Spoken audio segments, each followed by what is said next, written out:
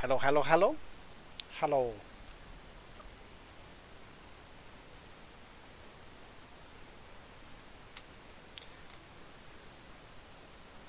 I was doing something.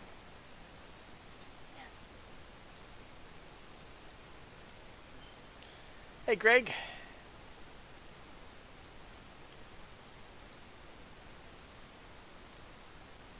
What was I working on? Is it raining up north? It's been kind of rainy weather all day today here.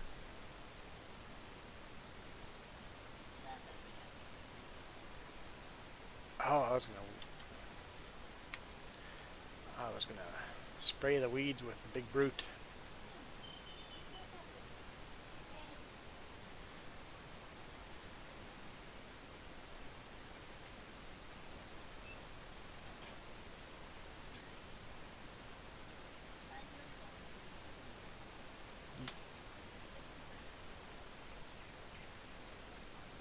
You get some phony points. You guys had one shower go through? No, we've had rain just kind of linger and light drizzle to a heavier drizzle and light drizzle, but it's cleared up now. But never had hard rain, but it was decent drizzle going on.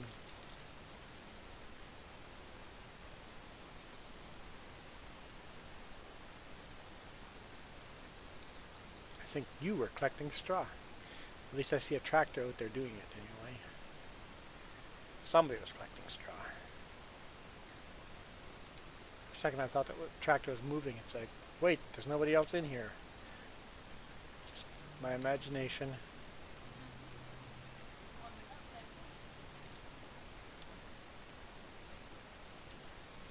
Oh, it's supposed to be warmer up there.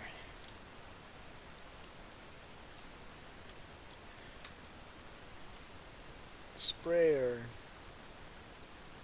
There we go, 33 meters.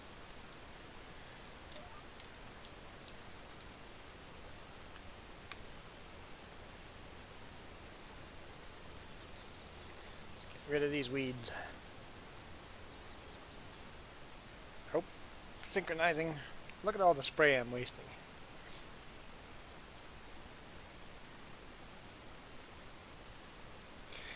It took me a little bit to get used to the new truck, but I love the new truck right now. Other than the one issue, and that is the windshield whistles. Once you go on 100, 105, definitely whistles at 105. You get this high pitch whistle. Other than that, I'm loving the new truck.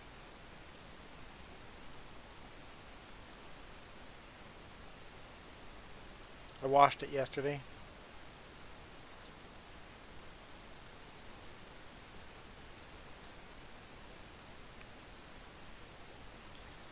The wand at the car washer isn't very long, so it's kind of hard to get to the top of the smokestacks and to the top windows, like the bunk windows and stuff. But hey, getting most of the bugs off is an advantage. Especially for me, the guy that always runs with a dirty truck.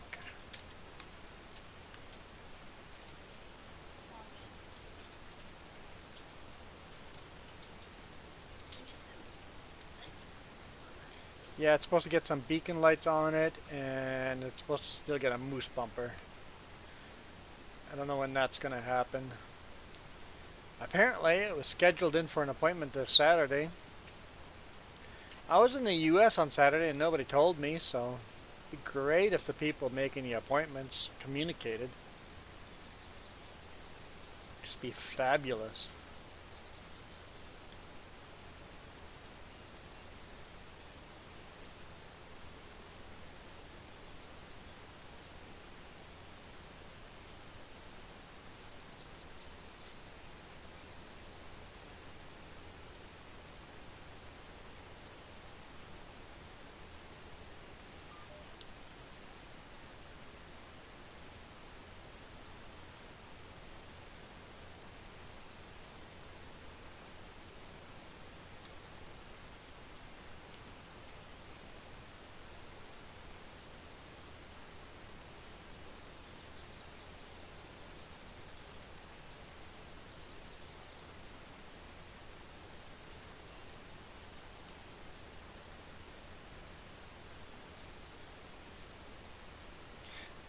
Yeah, well, people always complain that my truck is way too dirty. It's like, yeah, I could be cleaning the truck or I could be working.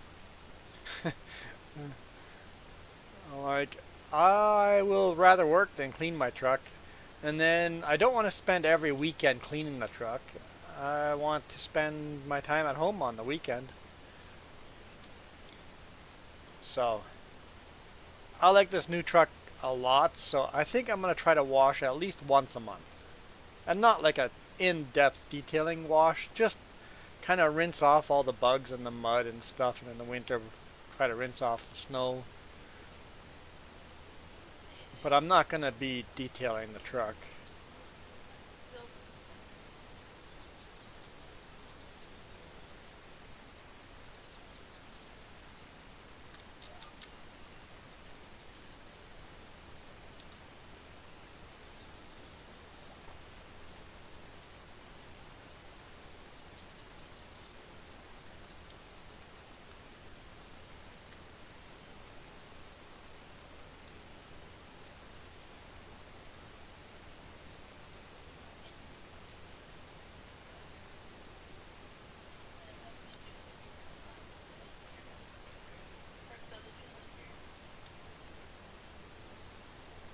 Um, we could swap the two pickup trucks and have the pickup truck with a box. Oh, did they get stuck underneath that toolbox? I think that toolbox is an add-on. You can probably mod that or go to the shop and take that out.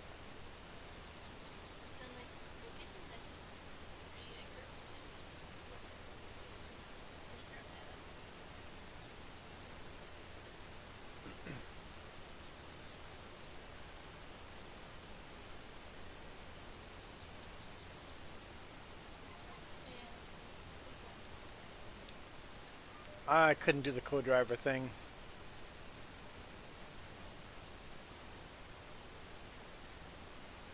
I know I was talking to one of the other drivers. He just goes, "I have a co-driver that is never, nothing is ever his fault. Doesn't admit to anything going wrong in that truck." It's like, yeah, having a co-driver that never makes mistakes wouldn't be a lot of fun.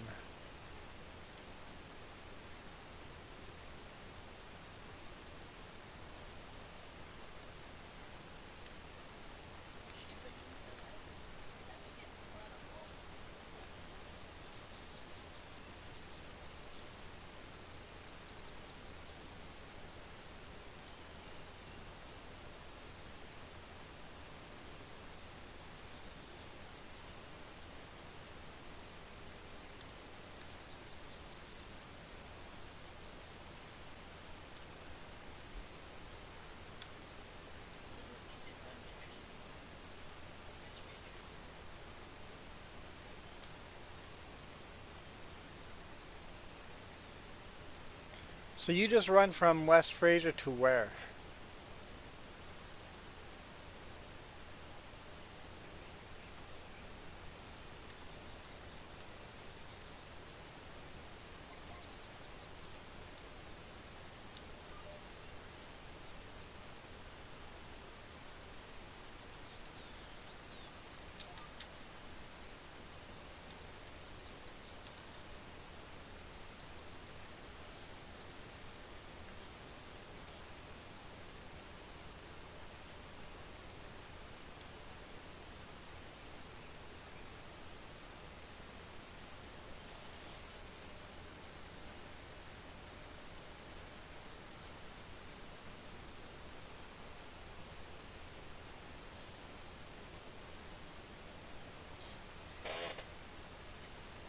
Oh, okay, so you're just running back and forth in Quesnel, or near, in and near around Quesnel.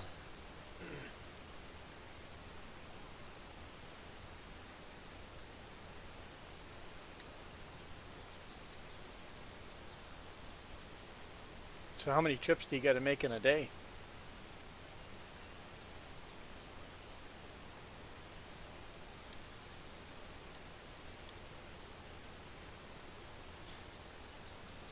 Yeah, I know a lot of guys prefer that kind of run. You're home every evening, Or not, well, I guess you cross shift, so, but you're home every day.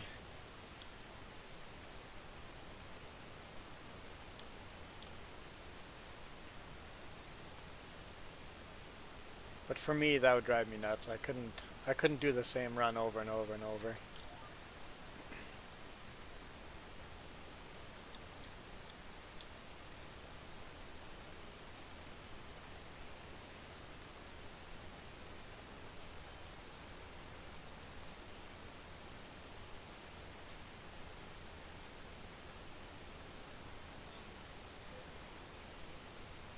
Oh yeah, 10 to 12 runs a day.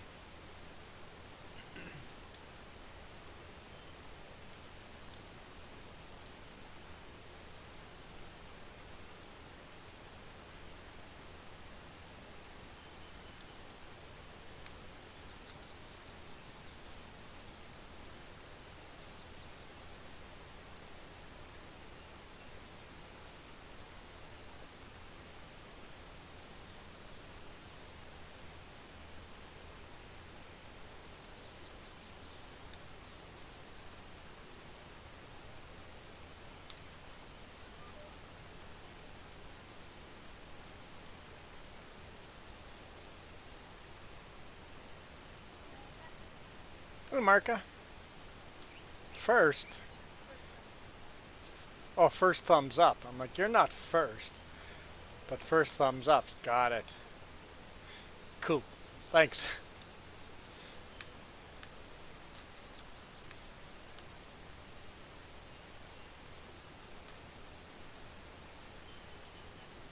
Am I going to clear that?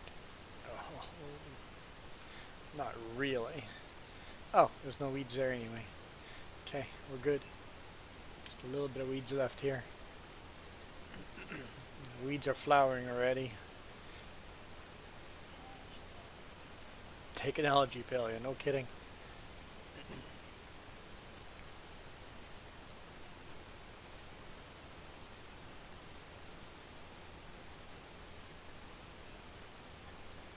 Went pretty good.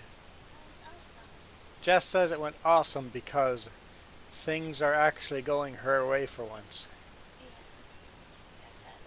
She managed to finally make an appointment to get a driver's test. I mean, it's months away, but still.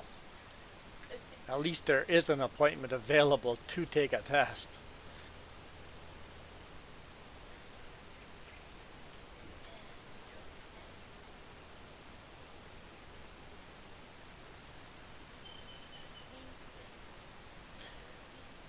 We went and looked at some more RVs. I honestly like the RVs we looked at today a lot more.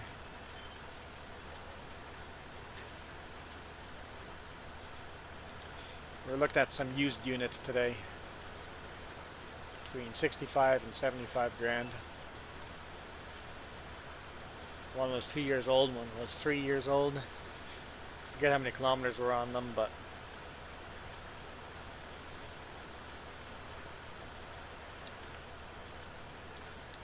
or I guess it would be all miles. Seems all these RVs are all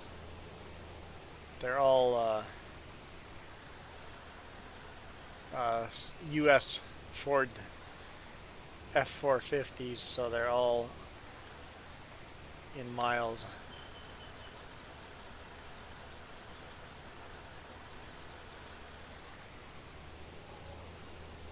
We're kind of debating between the 25 footers and the 31 footers. But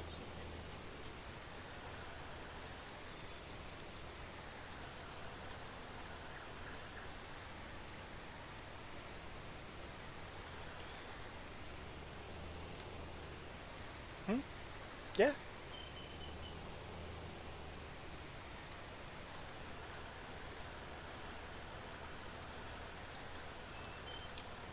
I forget what brands we were looking at last time, and this time, what were they this time? They were, I can't remember.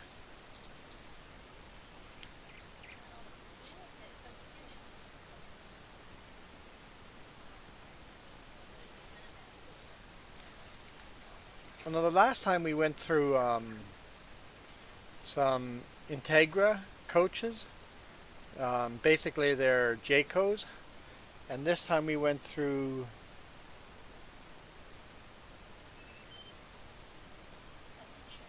Adventure, Adventure, Adventurer.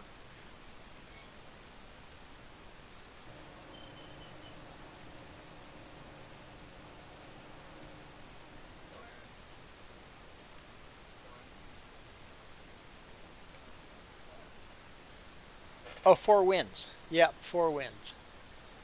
Yeah, and I really like the floor plan in the Four Winds unit. They both had slide outs, but they have just, it's like a 1 foot slide out. There's really many little slide outs. So,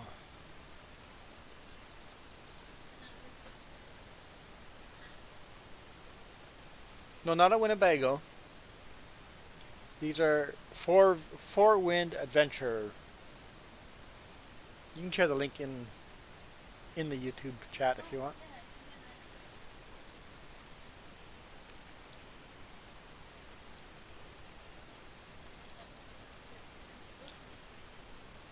Yeah, both of these are used units. Like I said, we're looking at some used units.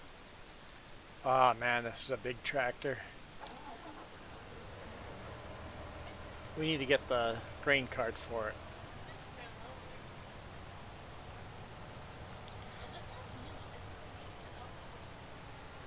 The one we were in was used. Yeah.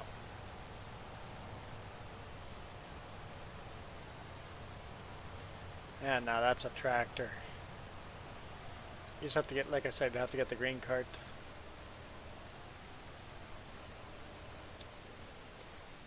But we need a couple of $1,000 for that.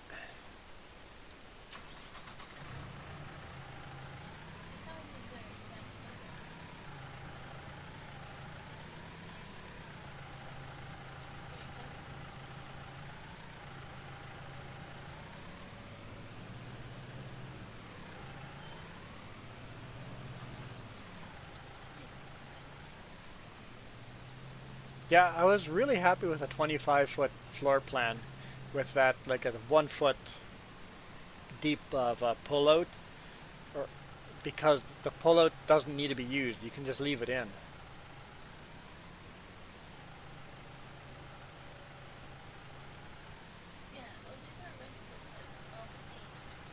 So, yeah, these units, this particular dealership, what they do is they actually sell rental units. So these rental units don't have a lot of miles on them, and they're not used very heavily. So they rent RVs, and then they're selling used RVs that are 2 or 3 years old. They're like I forget how many miles were on it, but there weren't very many miles on it. Um, and the gas Cummins generator that was built into it had 10 hours on it. So they're basically new units. Like some of the shelving and stuff had chips and stuff in it. Well, it's all stuff that we would do on the first week we owned the thing.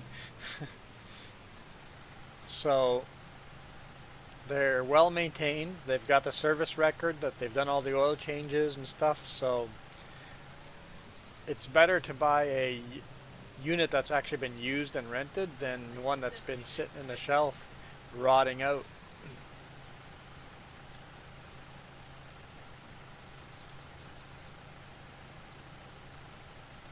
No, not necessarily. These guys actually, well, they do have ones that are like no slide out, smaller rental units, but the ones we were looking at were the same unit that they sell brand new in the same place. So um, they're actually they don't their rental units are not minimum vanilla. They're actually come with quite a bit of options. But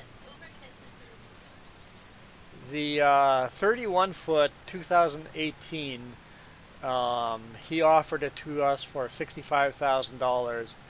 It's like, ooh, I almost want to just drop money right now and say, here's $1,000 down payment or deposit, I will figure out how to get the money because it wouldn't be hard for me to get. But I'm like, we're not quite ready to make that decision yet.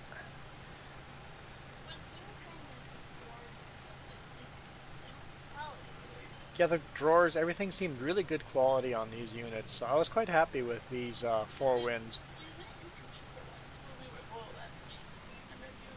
Yeah, I know some of them we walked in and go, that seemed flimsy and cheap. It didn't. These were nice, solid units. I was quite happy with these.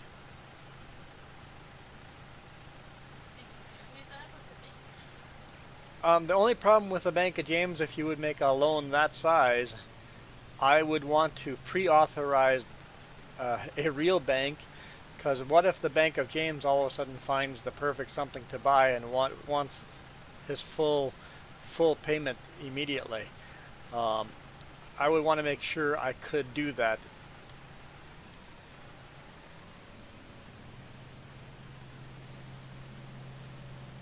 And anyone wondering what we mean by Bank of James, we have been borrowing money to each other a long time. Mostly he's been borrowing us money, then it's the Bank of James.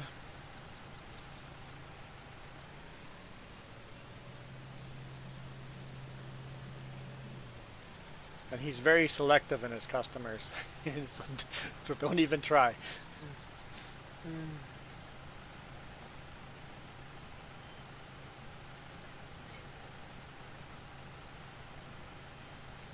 Yeah, well, that's the one thing that was getting me sold on these units that we were looking at today compared to the ones we were looking at, what, 2 weeks ago? Week and a half? Yeah, week and a half ago. Some of them looked quite shoddy, and I wasn't happy with most of the floor plans. I'm like, not really sold on these.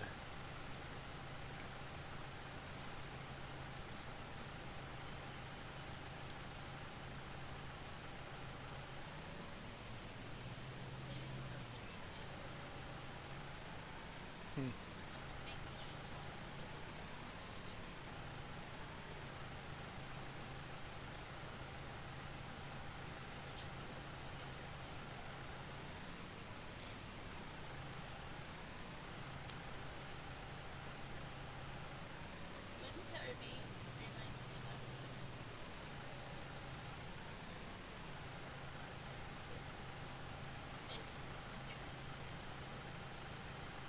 So, Marka,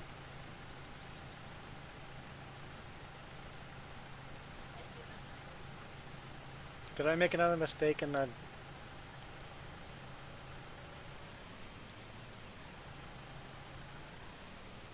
It'll be Class C, yes. Yep, Class C, mostly for ease of drivability.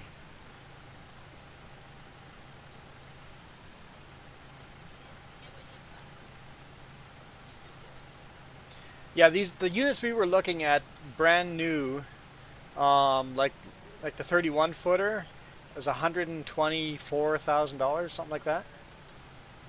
120 something. 3 years old. It's priced for 75. I looked online as well, or Jess was looking online. It's priced for 75, and he told us if we take it today, he'll do it for 65.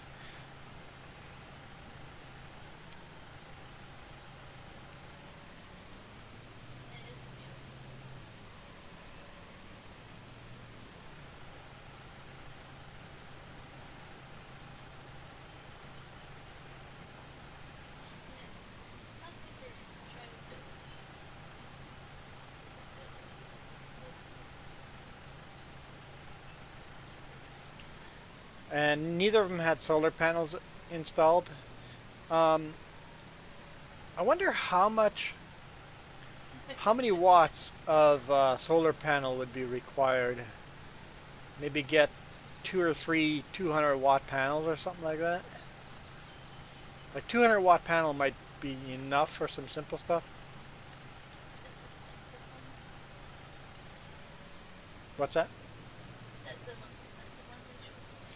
Yeah, 200-watt panel is about $1,000.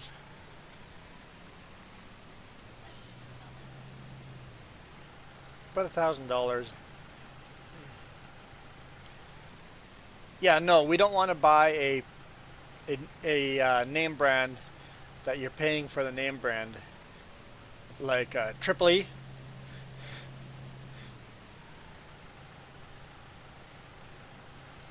I mean, the quality's better too, but holy smokes, those things are expensive.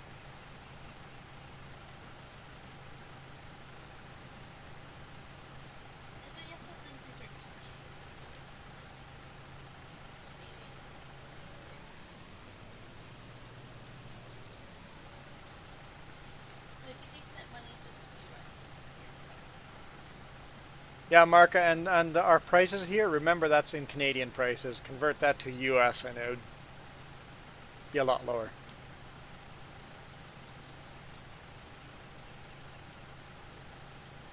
Yeah, we'd have to do some chopping around to see what kind of wattage and stuff to get the best panels.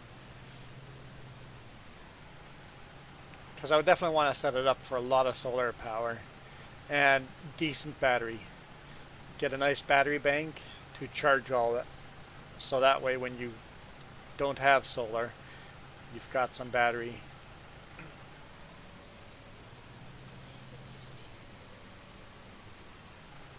But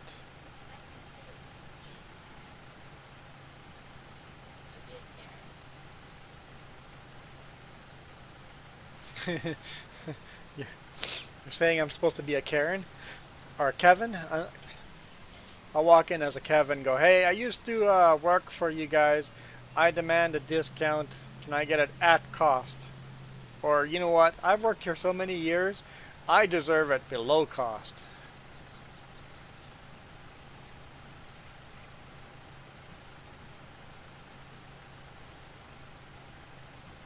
Well, but Triple E units, they literally were putting in marble countertops. Real marble countertops in the fancy units. It's like, yeah, seems a bit overkill.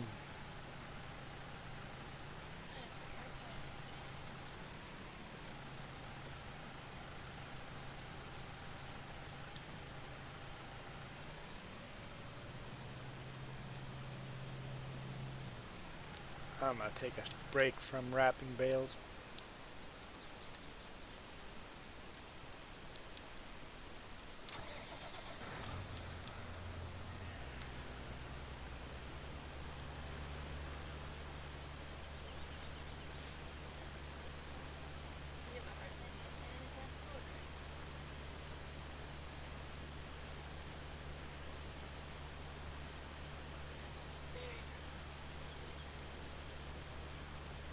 Yeah, of course, we're not going to get anything until the travel bans are lifted because even like getting tires and stuff like that, like solar panels, it'd probably be in our advantage to go to the US, spend 14 days in the US and buy stuff in the US to get much more affordable add-ons.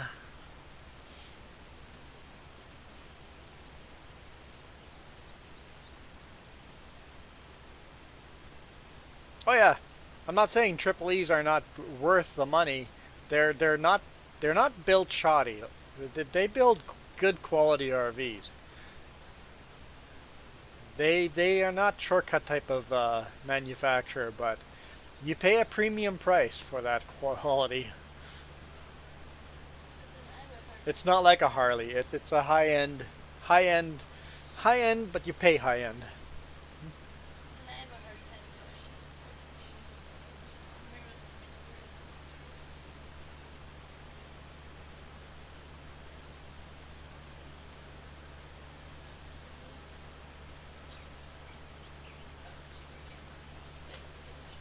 Oh yeah, so 400 watts for under $1,000. Yeah, so get a couple of those panels put up. You could even somehow do panels on the sidewalls that fold out if you really wanted to. I've seen guys do that.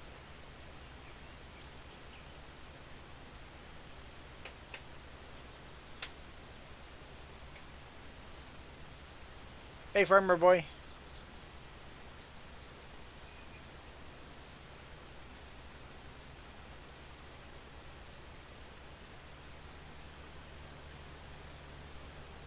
like completely out of money. We got $1,600 in the farmer bank here. Farmer Joe says we're doing fabulous, so I'm just gonna go with her. I'm gonna take her lead there.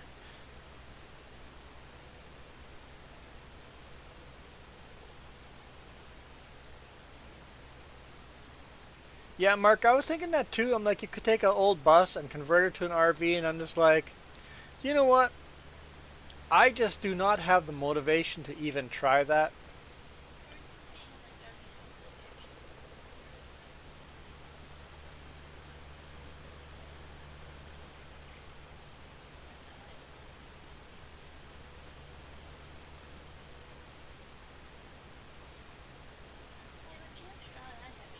You have straw and I have straw. But you have bales. Hey, Roy.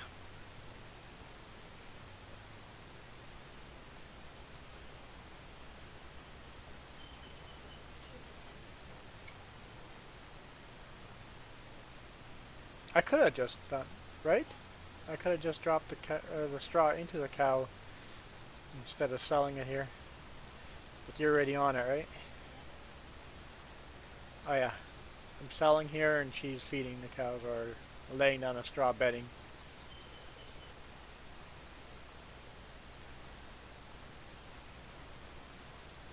Farmer Joe's got the green tractor, I've got the Case IH. You got the Stabby tractor, yeah, it's got some big teeth up front.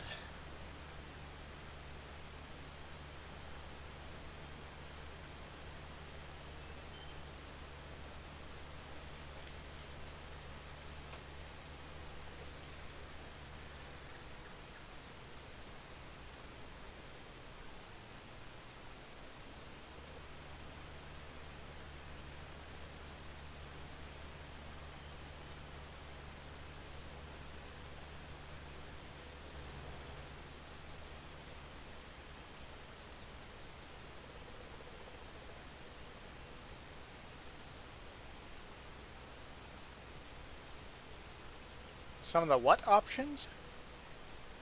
Schoolie? What is schoolie option? We're gonna get schooled about schoolie options.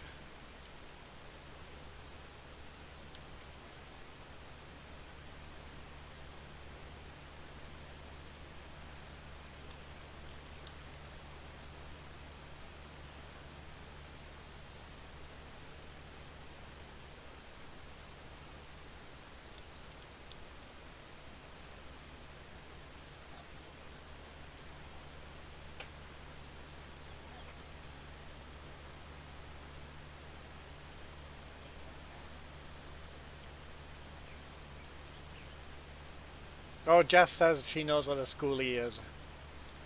It makes sense what a schoolie is when you say it that way.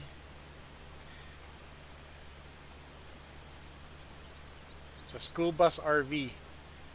Yeah, you see a lot of those. Um, one thing you have to remember about big buses like that, those tires are expensive. Those are full-size big rig tires. You're paying a lot of money for those tires.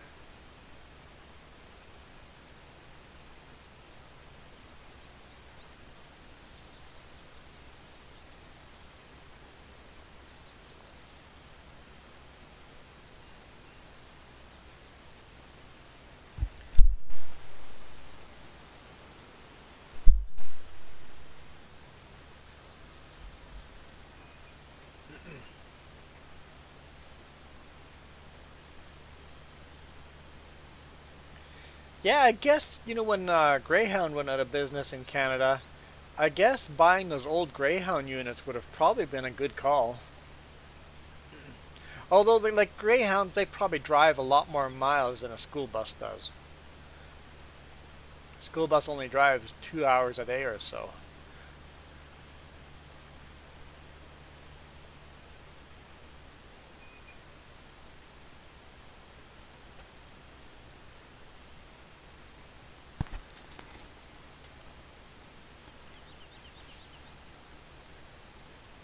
I know the salesman have tried AMS sometimes at like the Mercedes units, and I've just gone, nope, I have no interest. I don't care what the inside of the thing looks like. I have no interest in a Mercedes unit. I am only interested in these Ford F450s and the 350s. Because I know there is going to be parts for those things in pick and pull places all over North America. It's not going to be expensive to repair that thing in 20 years from now. The diesel Mercedes, in 20 years from now when it needs repairs, well, I guess we parked it and that's where we live now.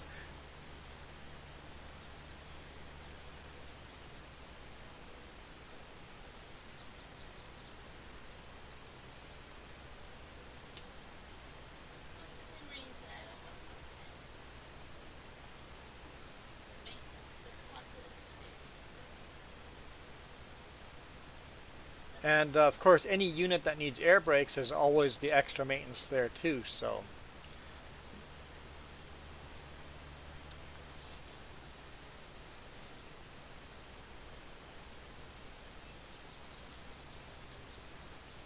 I know the salesperson today, I just go, hey, the thing I like about these units is the parts, and he just goes, oh, it looks like you've done your research. I'm like, not really. I'm just, I'm just looking into everything. It's like people look at the right now cost of this RV or the right now cost of this unit. I like looking at the right now price and the 20 years from now price of that unit.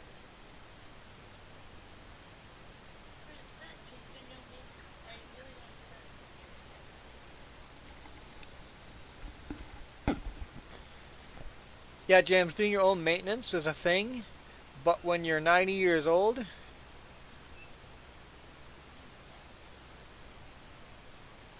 okay, maybe you're not going to be driving at 90, but when you're 75 years old, the amount of maintenance you're going to do is going to be reduced. I mean, you can still do your own oil changes and stuff like that, and your own lube and all that kind of thing, but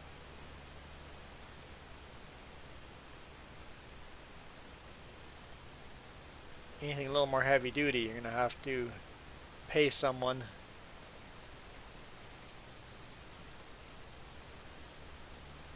Like a Mercedes diesel unit will work awesome for the next 20 years.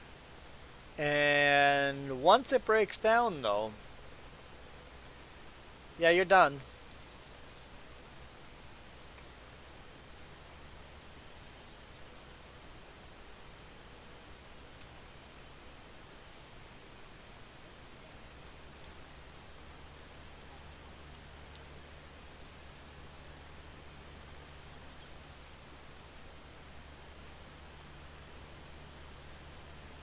Hmm?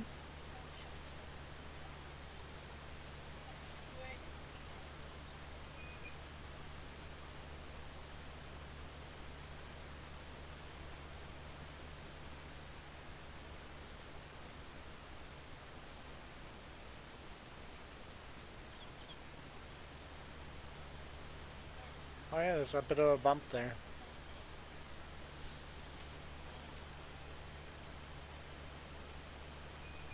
Yeah, I guess some of the Mercedes vans, there's enough of them in North America that they're fairly decent to maintain.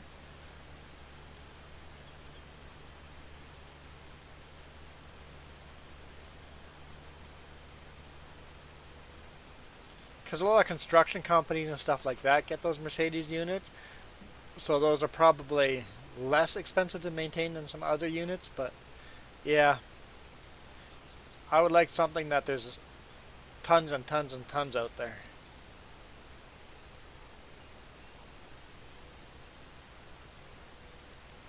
Where else did we do straw swath? Where was that?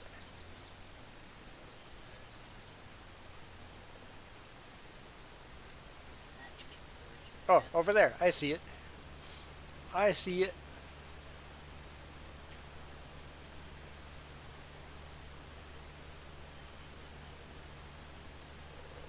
Yeah, at least we got 6 grand in the bank account now.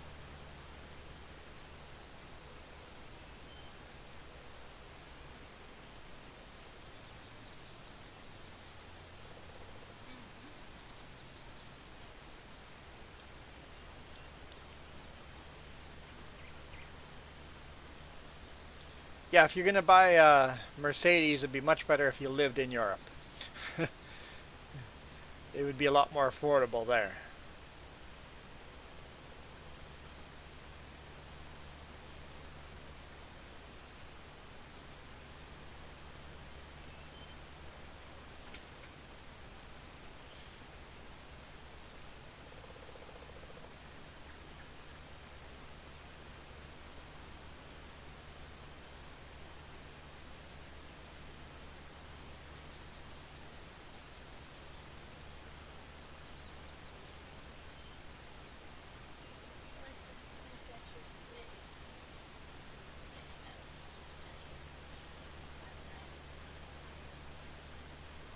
I don't know if anybody looked at your links.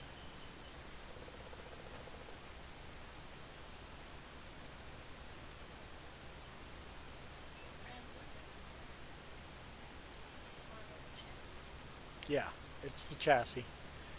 Um, as far as the actual like RV bed unit on it,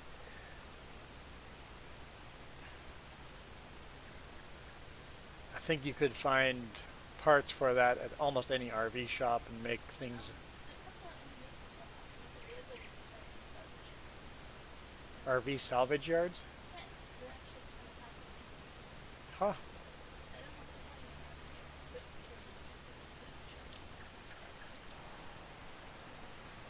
I hear a tractor. Where'd what go? Right beside you.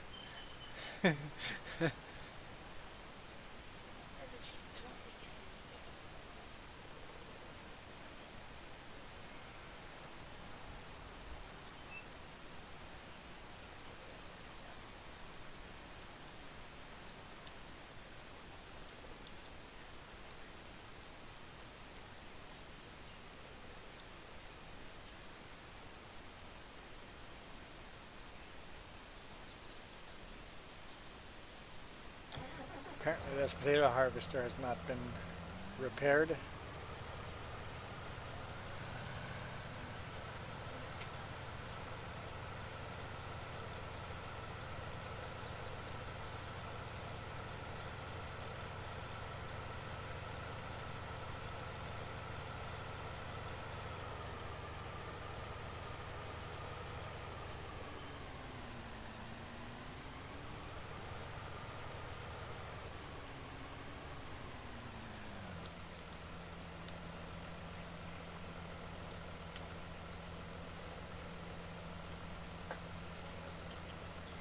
Yeah, a light trailer like that would be handy for camping, but we would want to be living in our unit.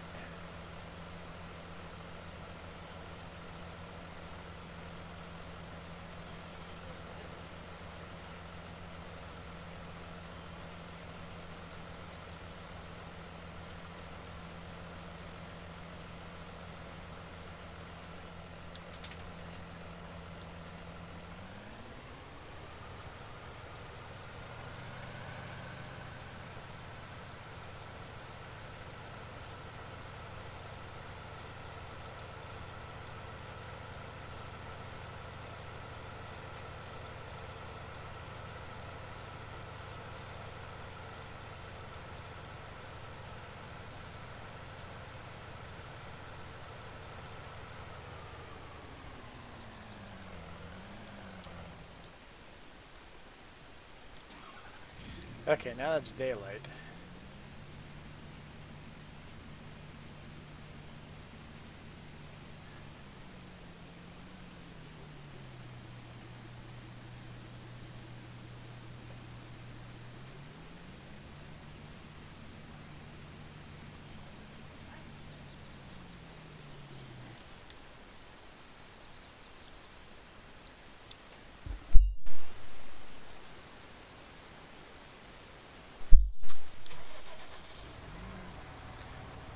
I thought it was like a Triton. that what those have?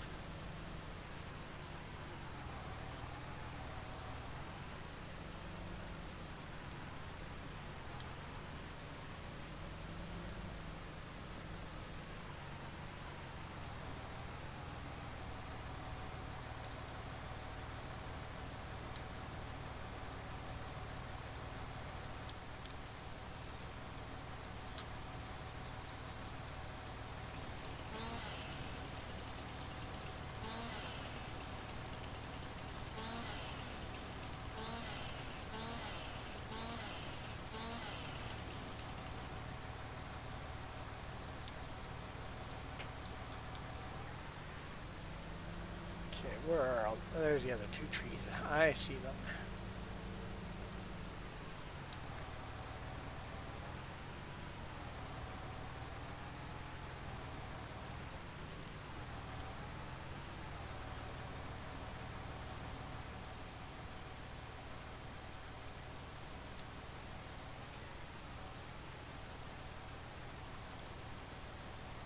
Pretty sure that's what these were. I think they were Triton.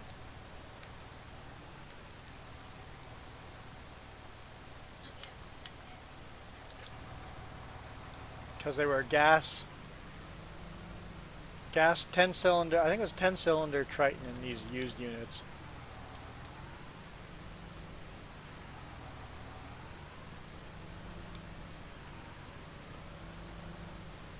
Which are rock solid engines. Not the most fuel efficient out there, but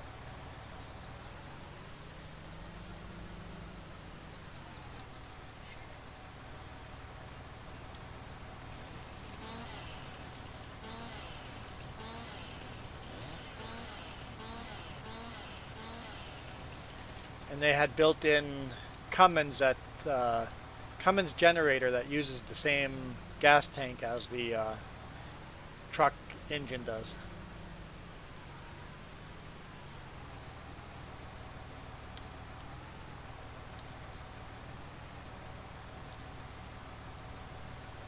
I didn't even open my teeth there and my claw and just dropped the branch.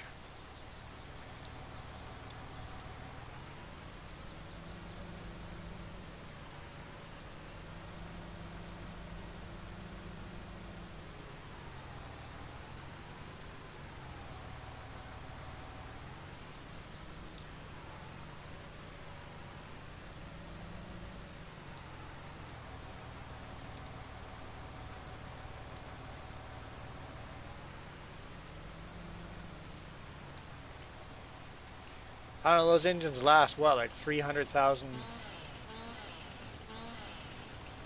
miles? Half a million kilometers?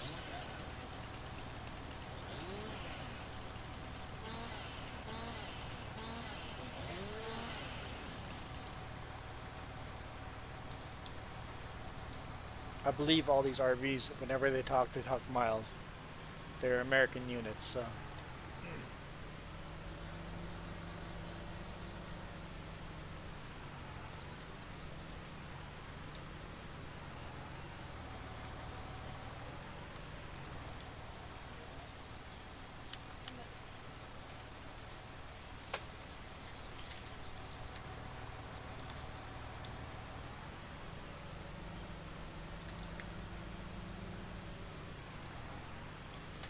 Okay.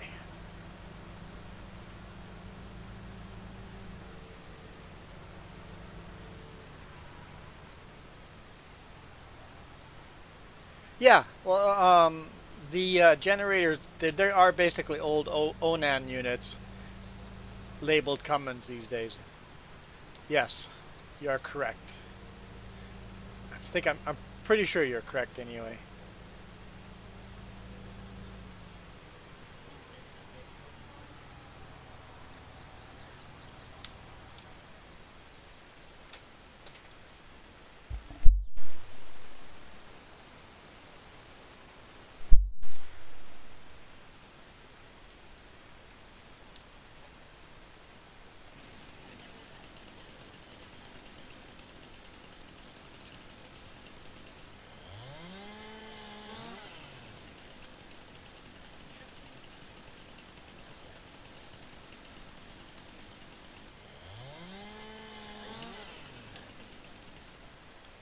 Yeah, the generators are tucked in underneath right behind the driver's seat, far away from any bedding. Well, I guess if you slept on the kitchen table, the guests get to sleep near a generator if we would have to have the generator running.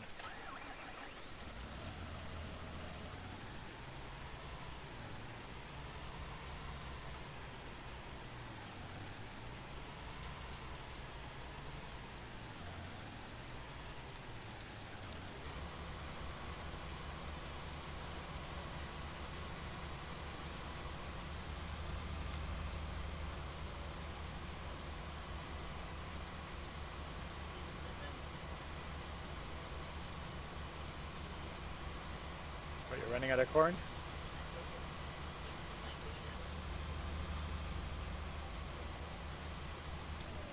Oops. Turned off the whole tractor. Hey, Linda.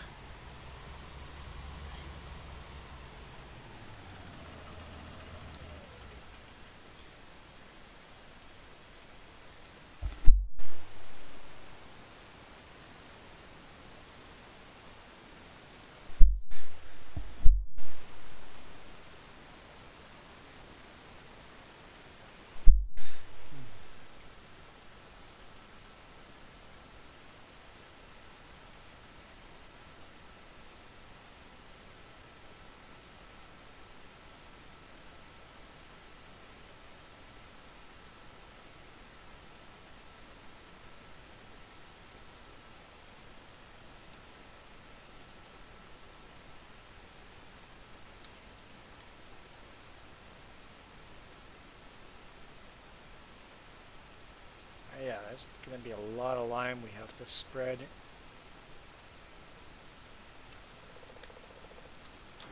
I can start on that. Oop, don't want the weeder with me.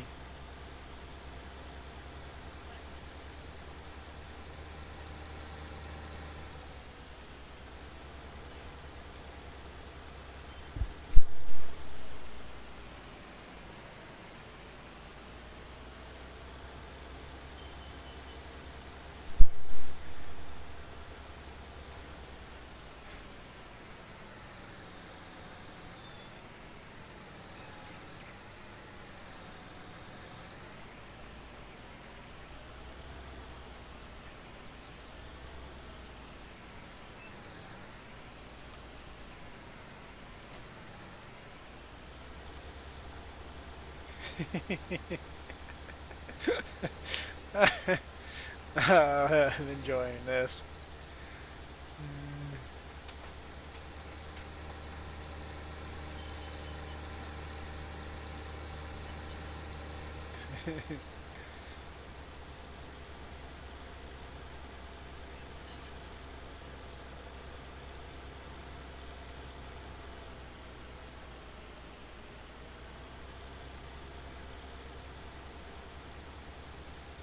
Oop, oop.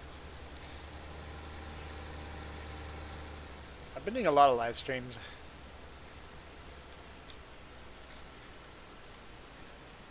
It seems live streams bring me viewers and subscribers, and then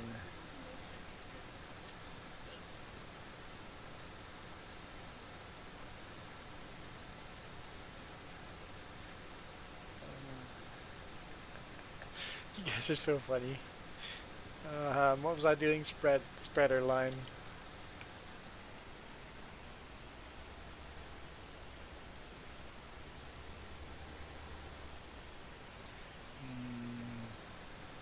Shape is this field?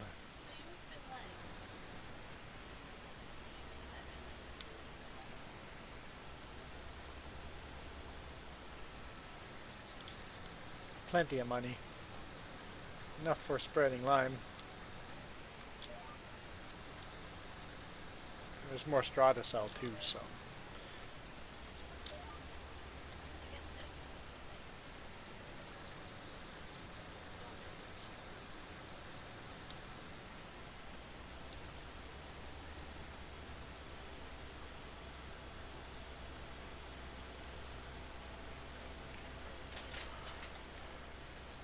Yeah, we stopped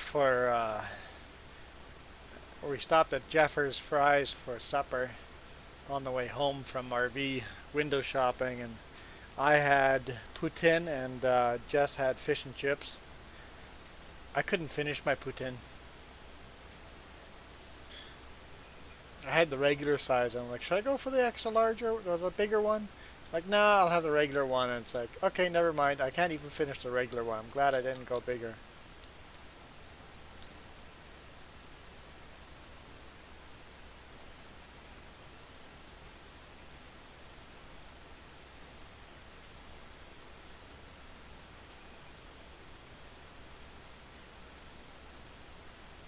Yeah, that big bonus video I did wasn't meant to be a bonus video originally, but then the whistling sound of that windshield was just driving me crazy. And then it's like, well, I kind of like this video, but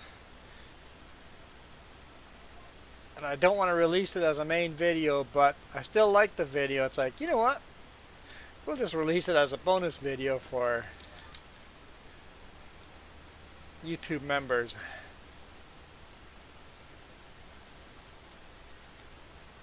I've got a bunch of short bonus videos still to put up, but I'm waiting to make sure I don't need them as backup.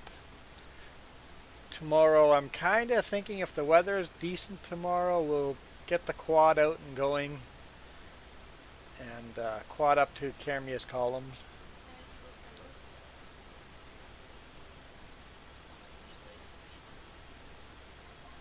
Motorcycle videos is hard to do or hard to do videos with motorcycle videos because we end up going in a group and then I'm chatting with the group instead of shooting a video.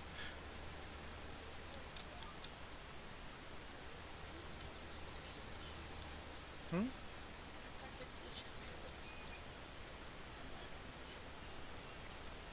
Put a little silicone around the outside of the windshield. That might do the trick.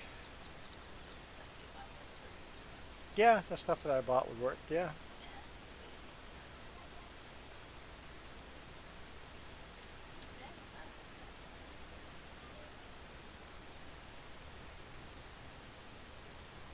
I don't know if it's the seal around the windshield that's making the whistling or if it's just a very flat windscreen.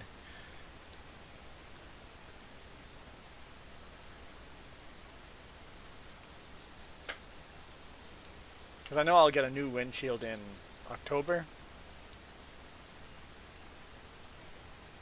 Hey, Ghost Bear. Because I think it's October, the truck has to go in for safety, and they won't safety a truck with a crack that big on it.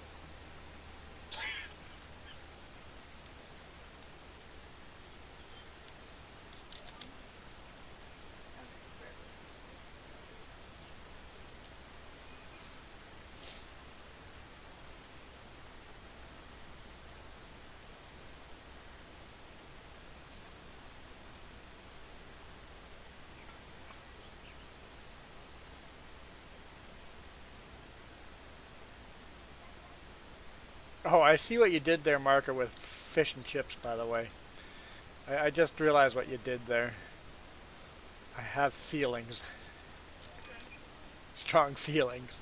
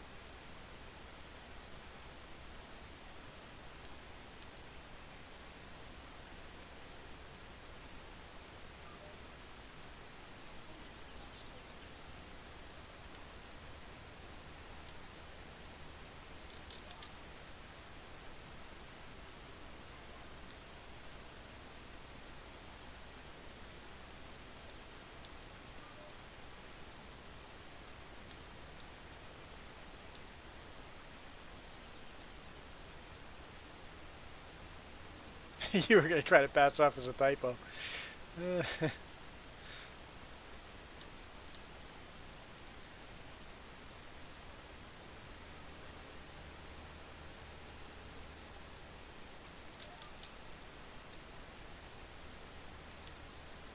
How much does one load of this lime cost to fill up?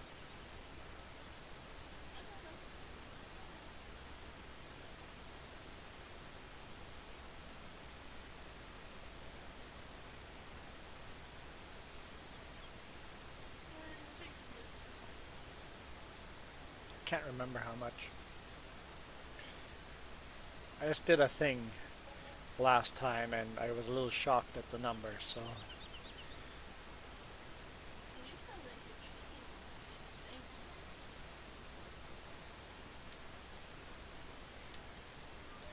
I filled up lime in a different location.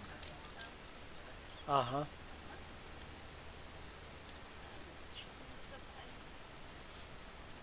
I realized that we may have been overpaying.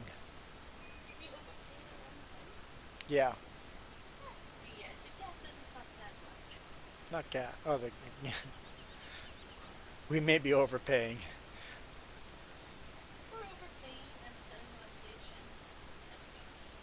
That's why I want to test it. I'm like, if you remember how much it costs for one load.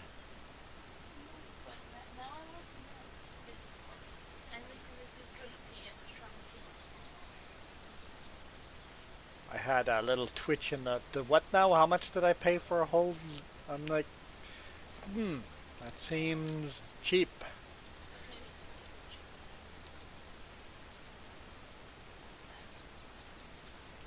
Someone's selling discount lime. I think I'll pay for the fuel to go get the discount lime.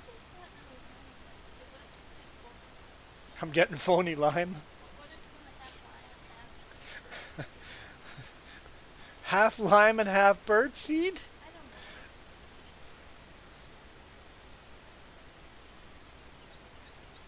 Ghost Bear got lost in the fanfare. I said hi, Ghost Bear.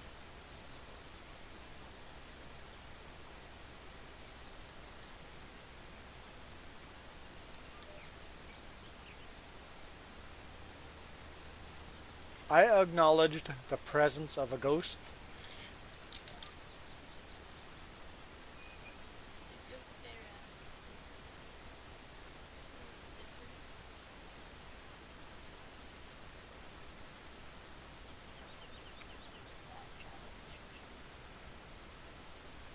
Oh, Ghost Bear, did you notice a difference with the last 2 weeks or so with stricter travel restrictions? Have there been less red plates in your area?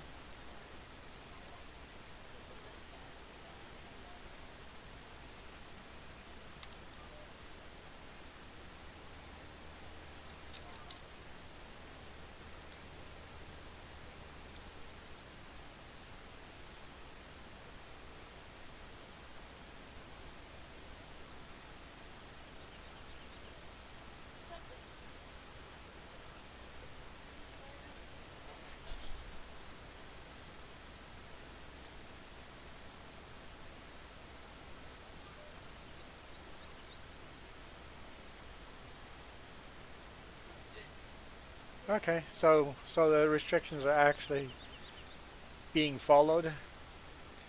I mean, there's people that won't follow, but if it's a big difference, that means a lot of people are following the restrictions.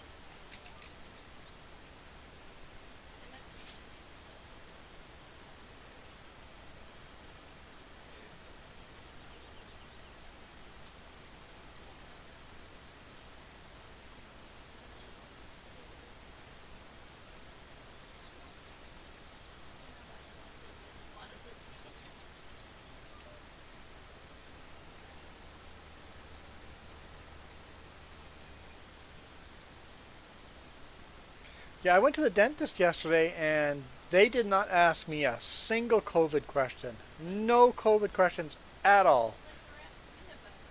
Like not a single statement at all. When I got the poke, they asked I think 3 or 4 questions. Well, I think they said that they had like 5 questions to ask. Question number 3: have you been outside of the country, including the U.S.? I'm like, yep. Okay, go over there. Wait for special instructions over there. I'm like, I got kicked out of the group. I get special instructions.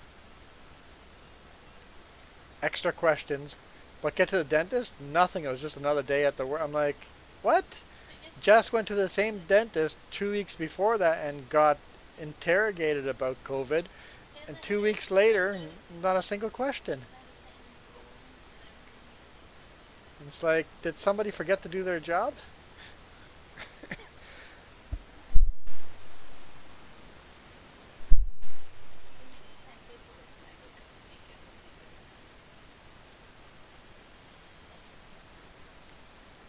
I almost think like someone forgot to do their job and they just assumed I had, because Jess had to sign paperwork, and it's just like I think someone just forgot to do their job. Someone thought that I had done all of that.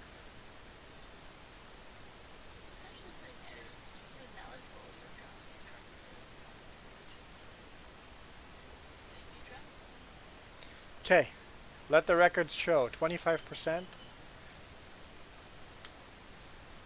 Start line. If I go over $300, I'm stopping. Hit back. Okay, I'm stopping now. That was $197. I went from 25% to 30%. So basically just under $200 for 5% lime. Yeah, let's go for a drive.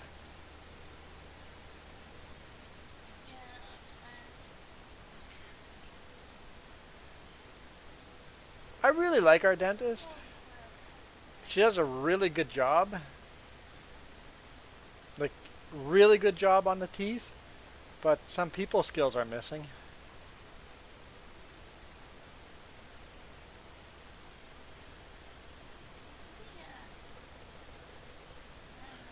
I think she's the type of person that has never experienced hardship in monetary funds.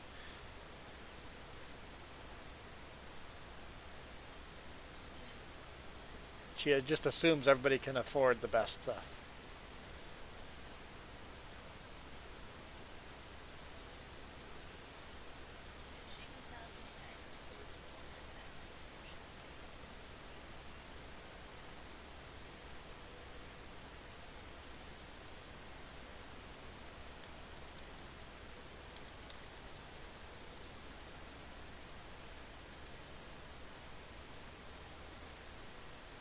Alright, so here,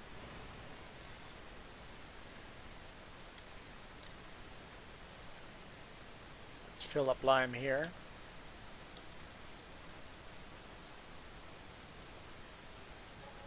$149 for 70%. Uh-huh. So let's go to our garage and lag you out. The company that has been providing us lime has been ripping us off.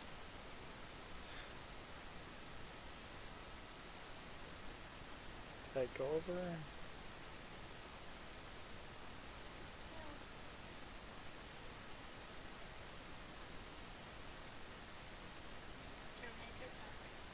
We have terminated that contract.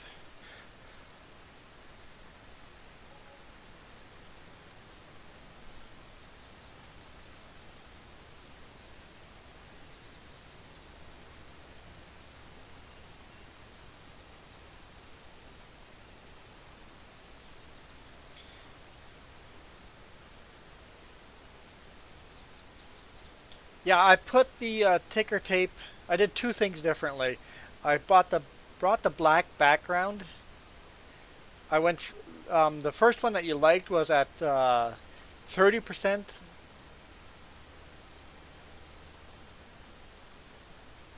See through whatever that awk word is. Transparency. I actually moved it up to 50% transparency, so it's even darker in the background. And I also took the letters of the ticker, instead of it being a gradient, make it one single solid color. So I tried different colors. I'll be changing the colors randomly or whatever for the fun of it. But a single color is a lot clearer than a gradient. Where am I going with this anyway?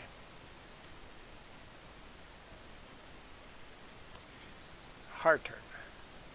Let's make a hard right.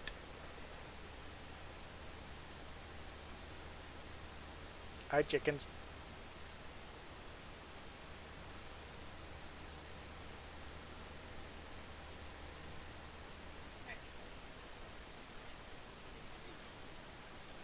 There we go. We will leave this here and we'll lime that field in the future. Let's swap jobs again. Big bud it is.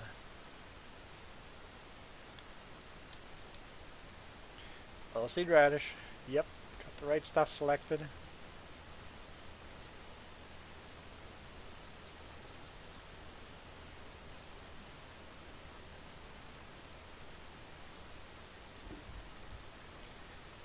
Tiny little field got a little bit bigger.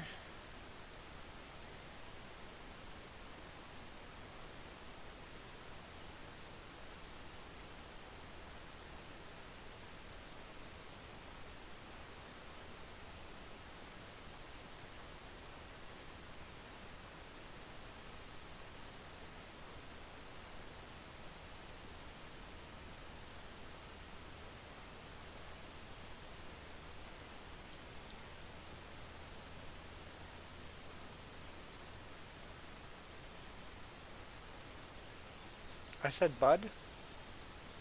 Oh, big bud. Big Bud Light? I'm not a beer drinker, so I wouldn't have occurred to me.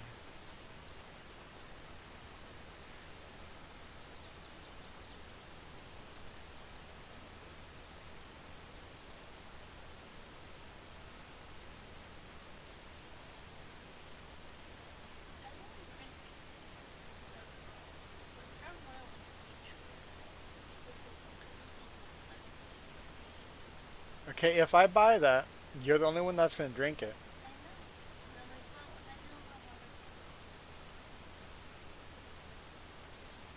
We do have beer in the house sometimes, and that's used for cooking.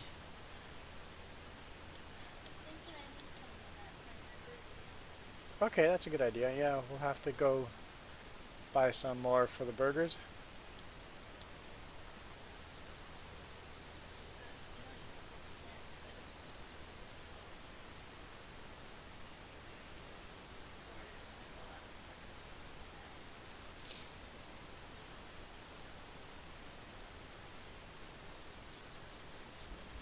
I like big buds, I cannot lie.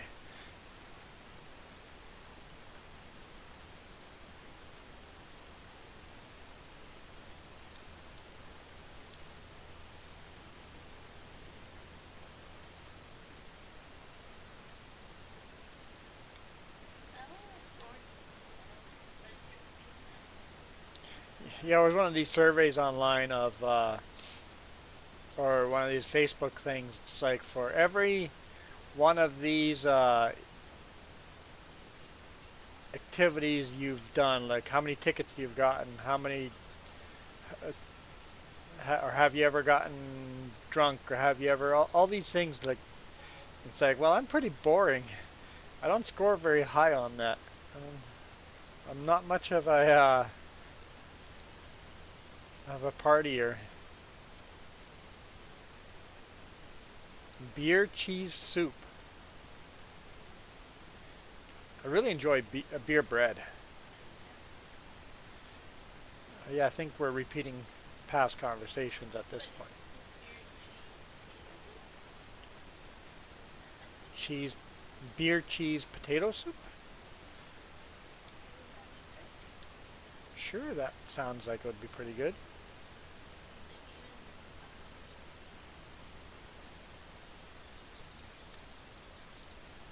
Beer Zamabarscht.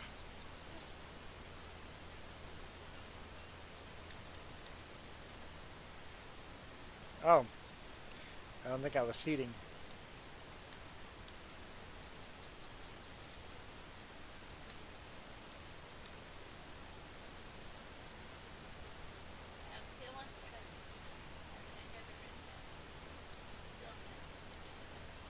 Jess says she's got the pizza dough written down on her list.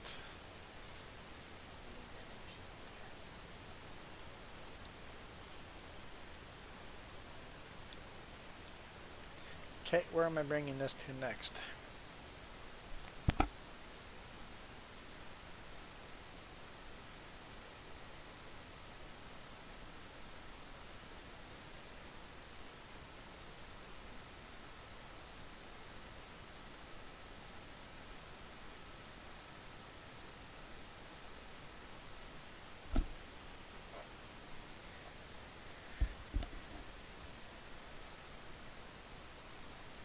I guess this little field would be the best one to head to and then work our way up and around.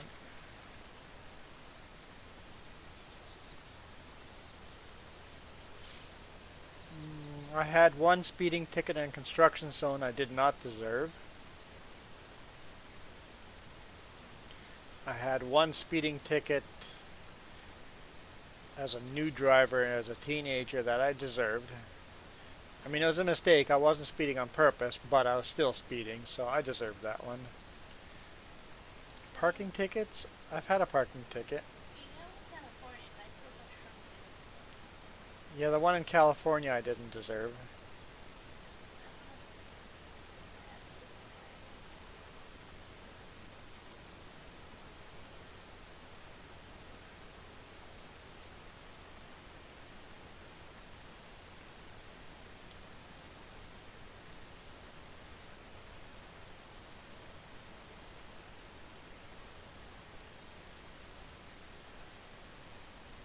Yeah, I'm pretty boring. I don't intentionally break laws. I got a 4 in a cab ticket. This thing's not repaired either?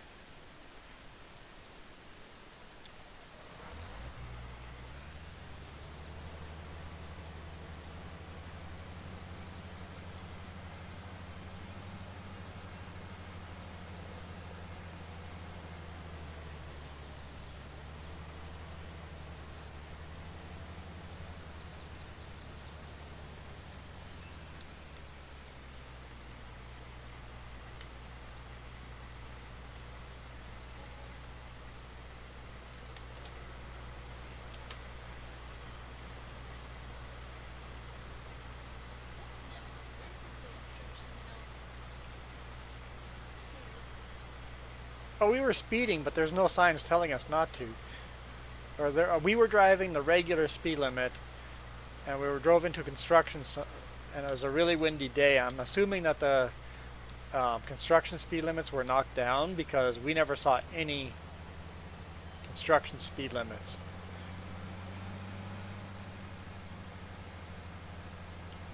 And that one I could have fought the ticket. I made some phone calls and realized that to fight the ticket, it's going to be more expensive than to just pay for the ticket. And I'm like, I'll just pay for the ticket.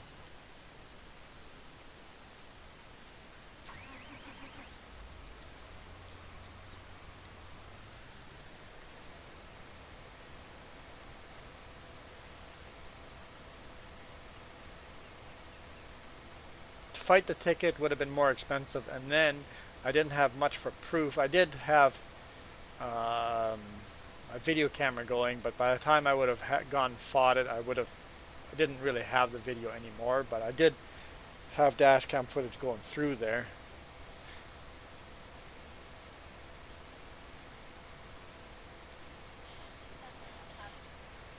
Yeah, thanks to Pops, I call them souvenirs too. Anytime I'm on the radio or whatever, talk to another truck driver, it's like, yeah, our CMP are giving us some souvenirs.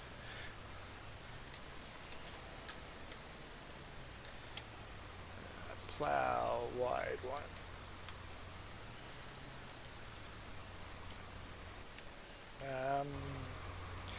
Don't tab to the next vehicle. Let's run over the sunflowers, why not?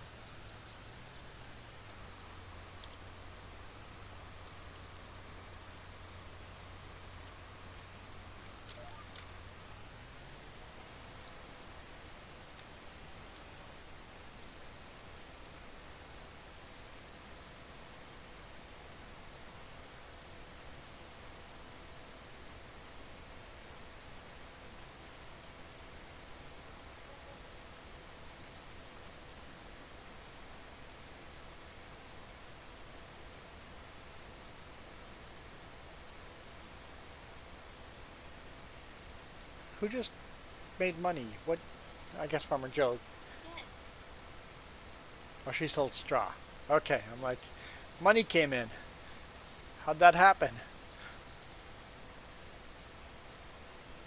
Distract me. I drive into greenhouses. She says, don't distract me. I drive into greenhouses.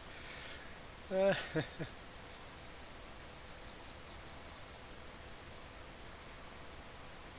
story about?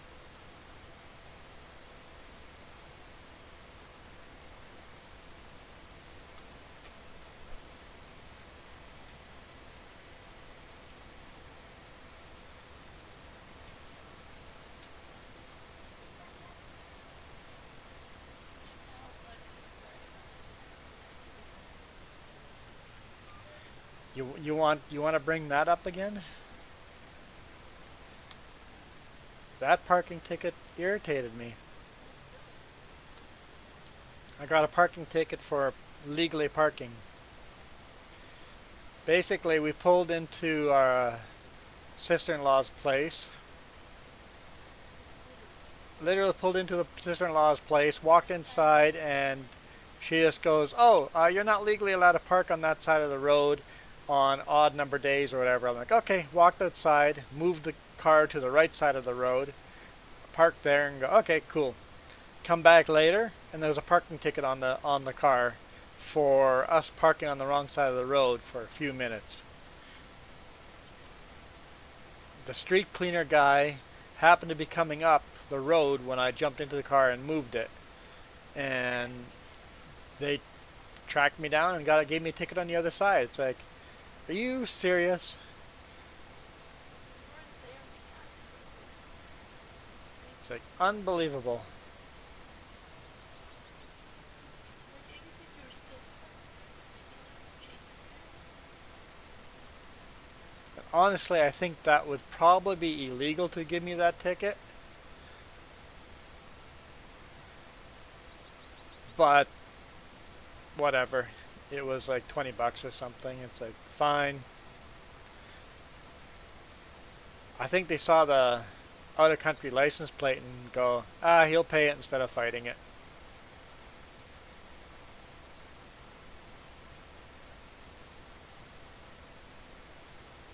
I got another parking ticket with a company truck because I parked the trailer on the side of the road without a truck attached to it.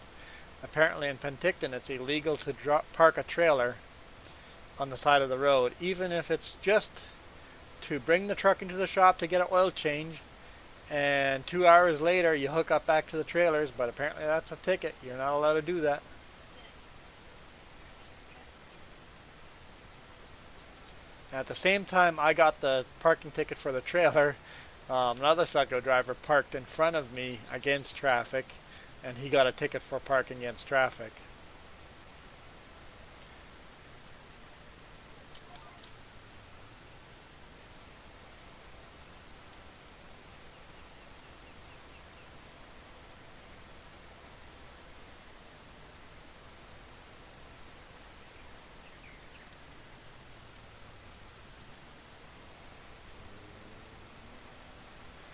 Yeah, anything that doesn't go on my record, usually I'm just like, okay, yep, I'll just go pay it.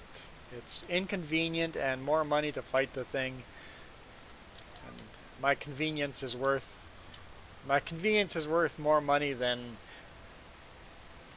I'll just pay the ticket. And they know that.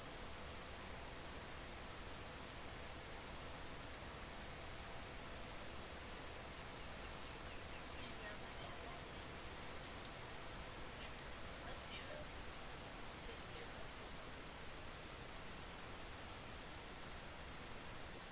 Street cleaner made a penny. Yeah, in BC now, you cannot renew your driver's or your vehicle insurance if you have any outstanding tickets. So you pay them or you fight them. You don't just leave them there.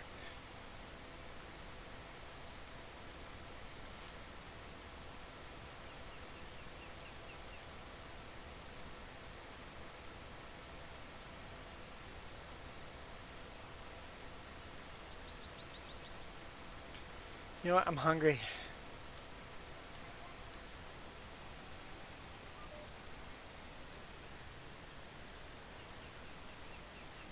It's too late in the day to be hungry. I'm not like hungry, but I'm hankering a flavor. I don't know what. Not necessarily sweet, but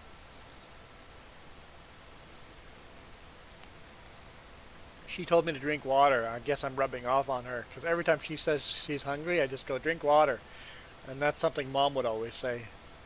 Drink some water.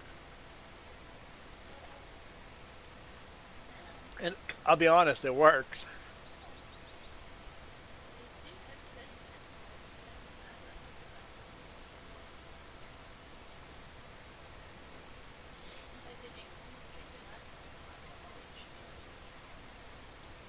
Yeah, if you want to lose weight, drink a glass of water before every meal. You're guaranteed to lose weight. Easy way to lose weight. Drink a glass of water before every meal. You'll feel full sooner and probably ate enough because we usually overeat because we eat so fast. But if you drink a cup of water first, your stomach feels fuller sooner. So, guaranteed way of losing weight. Drink a cup of water before eating. Painless way of losing weight.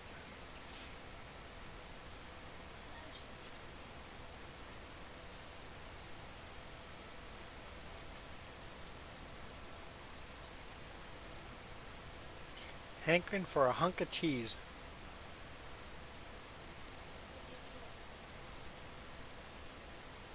Yeah, sometimes you are just hungry for cheese.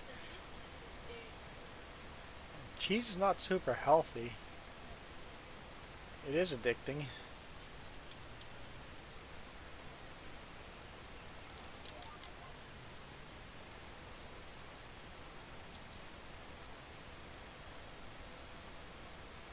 I mean, it's probably super healthy for a growing kid. Not so much for an adult. Just like eggs are super.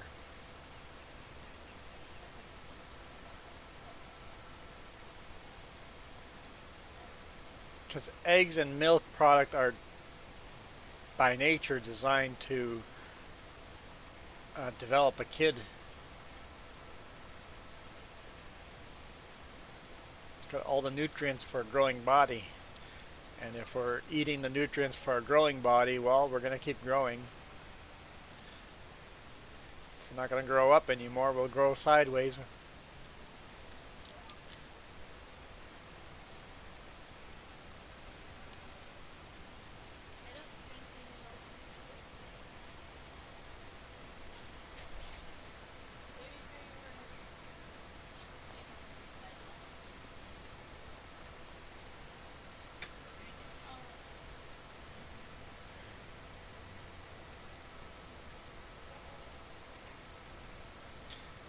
Sky is starting to clear up, so maybe tomorrow will be a nice quadding day.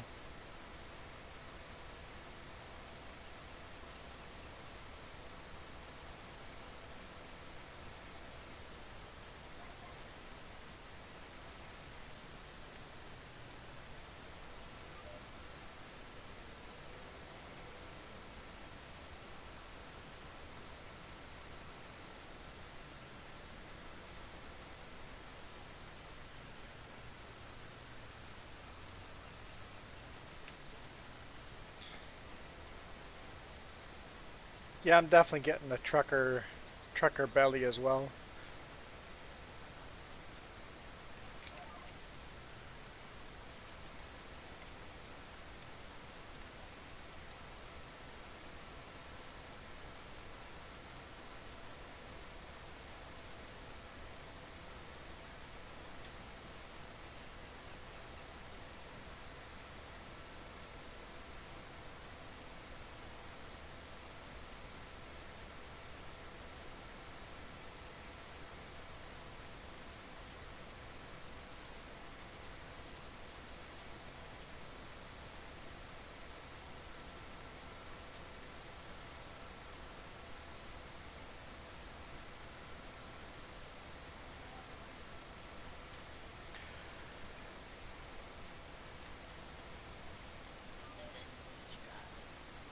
Okay, so you've sold all the straw.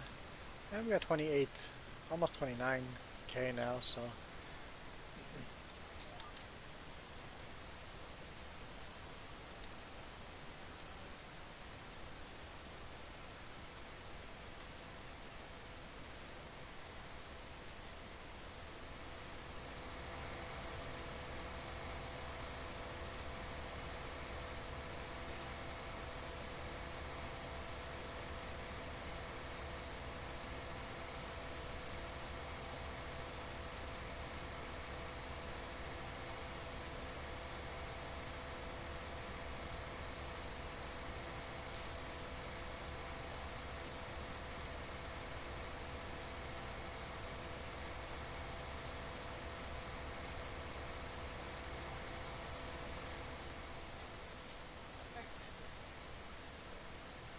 You are weird. I don't hang out with normal people.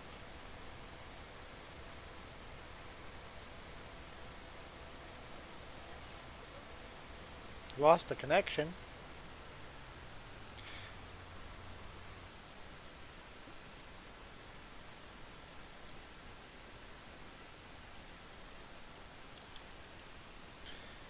Looks like it's loading.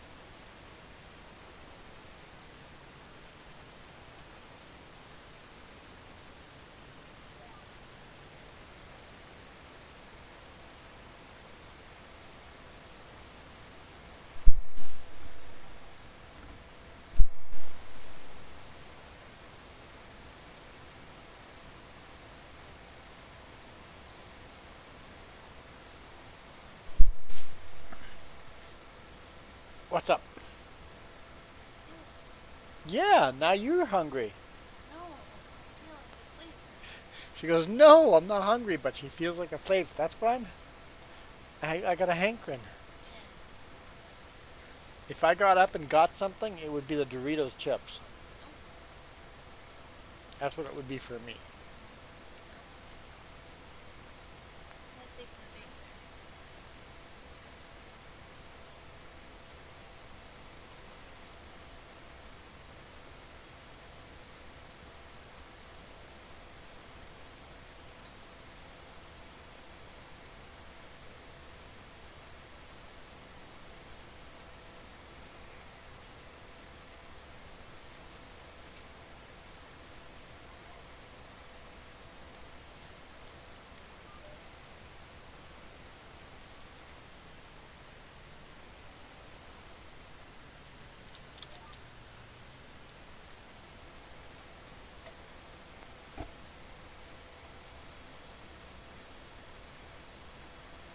Steak fajitas.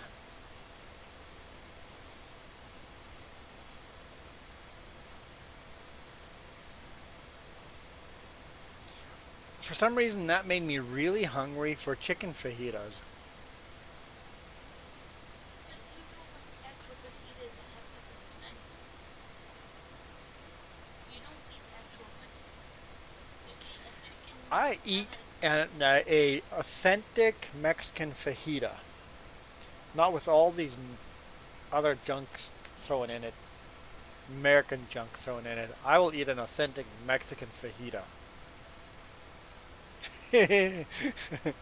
Just says We'll just you don't eat a real fajita. we'll see. We'll see. Having said that, maybe not an authentic Mexican fajita because it would burn the roof of my mouth. So spicy.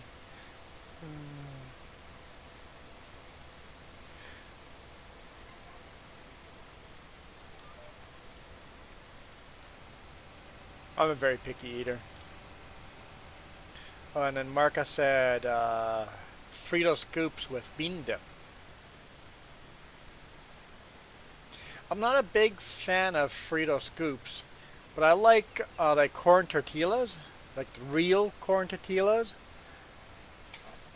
I have some behind me here. Real corn, what does it say on here? These come from Mexico. Real Mexican corn tortillas. And I use those with like a bean dip. That'd be really good. But these are like unsalted Mexican corn tortillas. They're just good.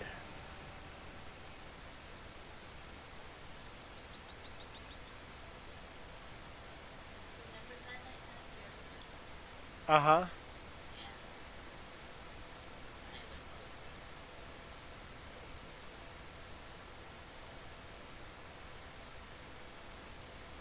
I said.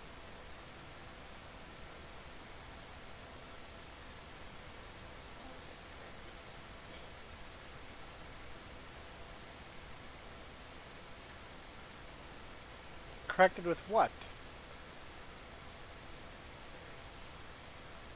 Did, what did I say? I don't know.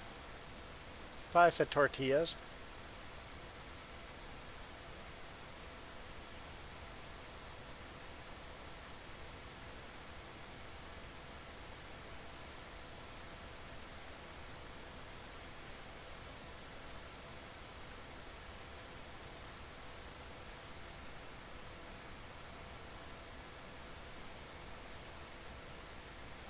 Oh, where am I going? It's okay. I meant to come this way. I meant to do this. We are here on purpose.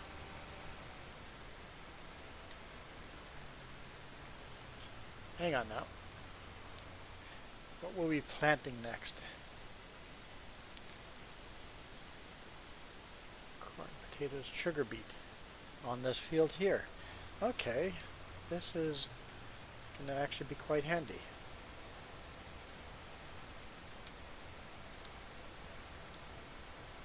Plow this whole field.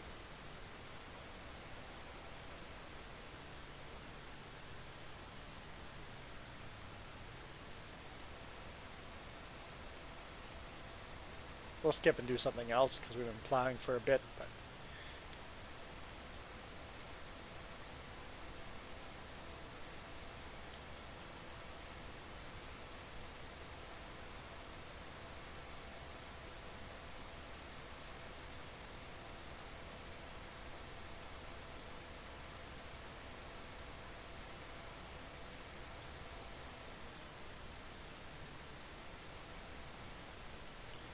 turned just a little bit too early. Still didn't get it.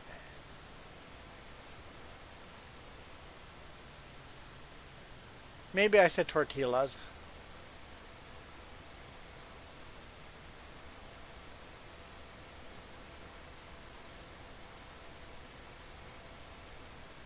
Anyway, we'll come back to that. Are there fields to be harvested currently out there? Negative.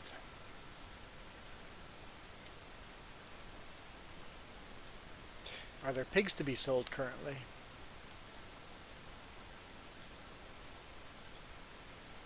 Not quite yet.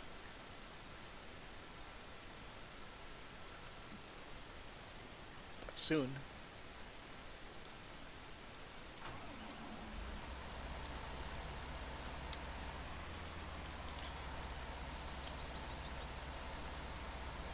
Potato.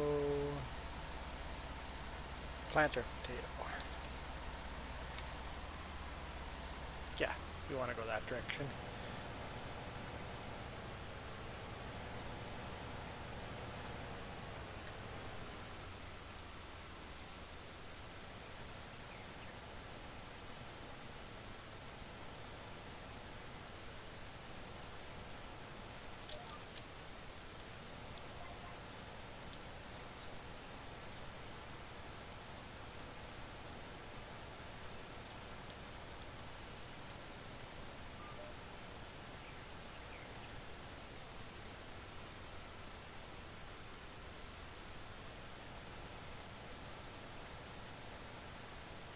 This unit is really tricky to back up.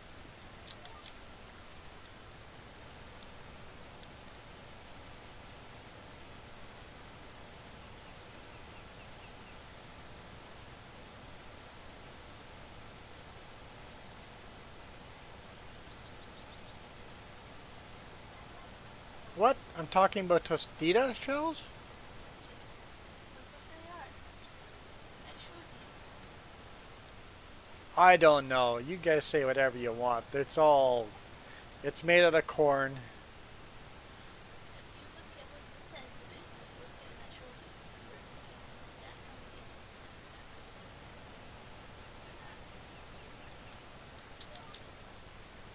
Sure. It's made out of corn. It tastes good. Call it whatever you want.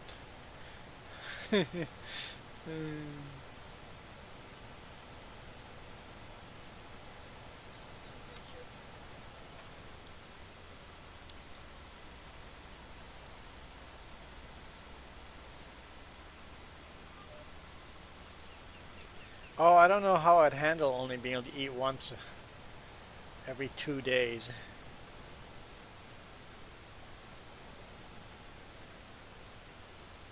No, I will rarely buy a traditional chip. Way too salty. We've been reducing salt in our intake, and any of that stuff is just incredibly salty. When we order fries with no salt, it's like, oh, these are too salty because they've been fried in oil that obviously has had salt put in it a little bit here and there. It's like too salty. You guys have salt in your oil.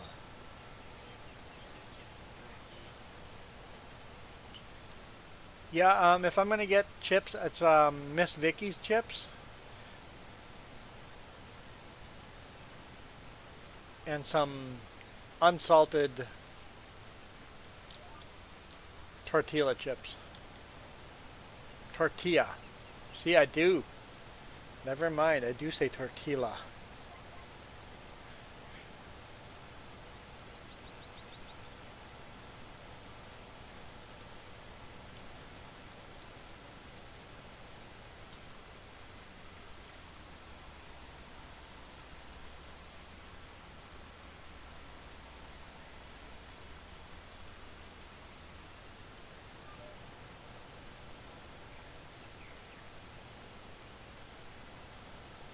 Voodoo chips.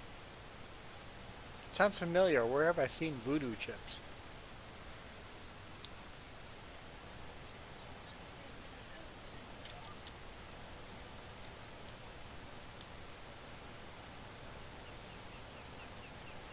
And those blue corn chips don't have a lot of salt added either, do they?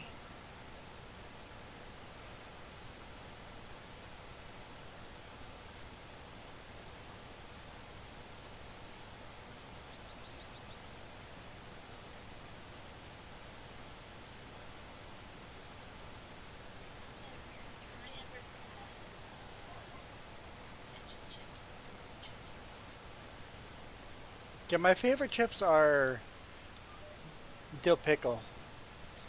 Miss Vicky's has a spicy dill pickle chip right now. I'm not a huge salt and vinegar chip fan. I'll eat a little bit of salt and vinegar chips, but I ever since we've been reducing salt and everything, it's just like everything is too salty now. Yeah, flavored chips.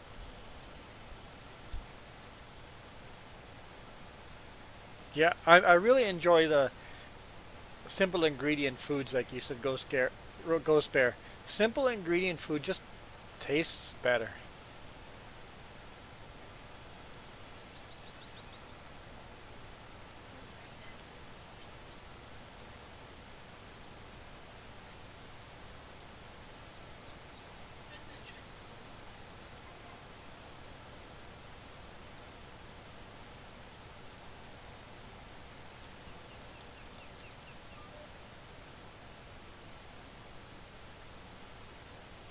Oh, so it's salt and vinegar and barbecue together.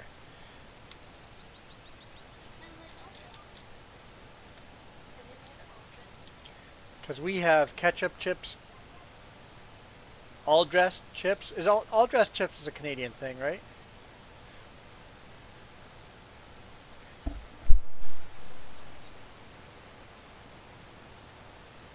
Because I know we have ketchup chips, dill pickle, and all dressed. All dressed is kind of a salt and vinegar and barbecue flavor. Aldrich is everything. Oh, It literally has more flavors than that in there, but it has all those flavors as well. ketchup, barbecue, sour cream, and onion. So all dressed is what? Ketchup. Ketchup, barbecue, sour cream and onion, salt and vinegar, all rolled into one chip.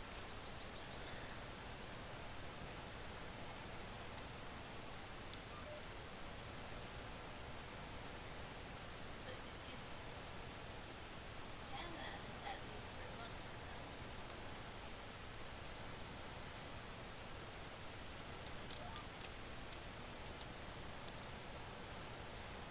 I'm definitely a two meal person a day. Well, three meal, sometimes four meals a day person. I think ketchup chips have gotten more popular in the U.S., especially in eastern U.S.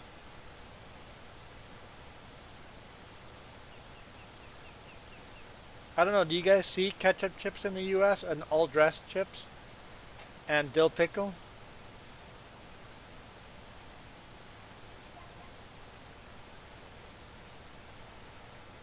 Like here, every grocery store has those flavors. It's not a one-time thing flavor. That's always available as a flavor.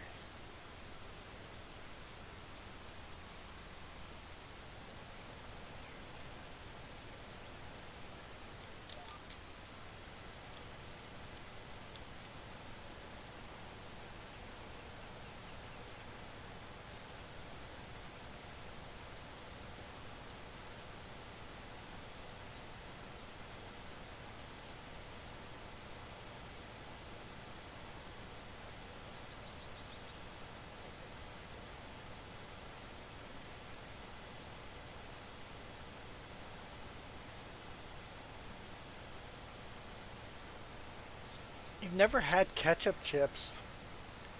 I feel sorry for you people.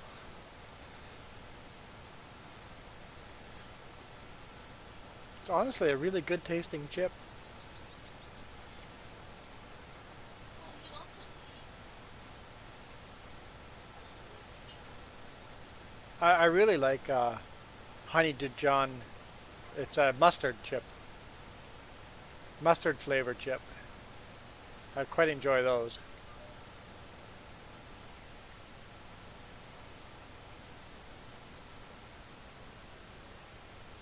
you can see, Leanne and Felix, they had chips.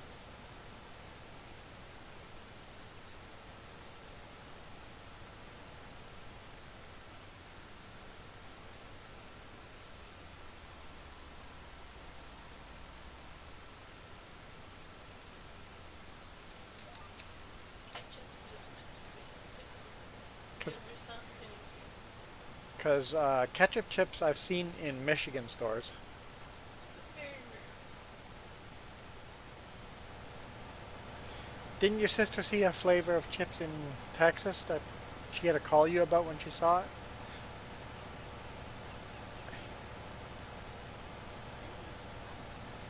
Oh, that was for the Coffee Crisp. Yes, Coffee Crisp chocolate bars. She saw a Coffee Crisp chocolate bar in the U.S. and had to call and say, "That's right," because we brought some Coffee Crisps down to the U.S. Yeah. and she loved the Coffee Crisp. I don't know if Coffee Crisp chocolate bars have become a little more common in the U.S., but that's the best chocolate bar in the world. Well, maybe a Kit Kat would beat it, but I absolutely love coffee. yeah, we'll call this Juan's Food Network. We all competitors. Look at my hub.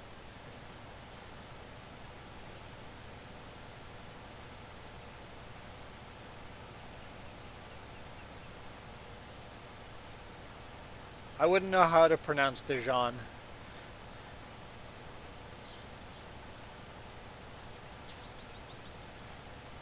so I'll just keep saying it the way I am.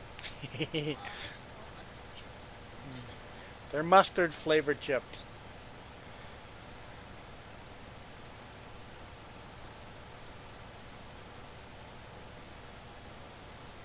You have a little bag of chips. Yeah, Ghost Bear, I see them over here all the time. Oh, we eat them. Yep, Yes, they're definitely good. Definitely good. I've had those quite often, actually.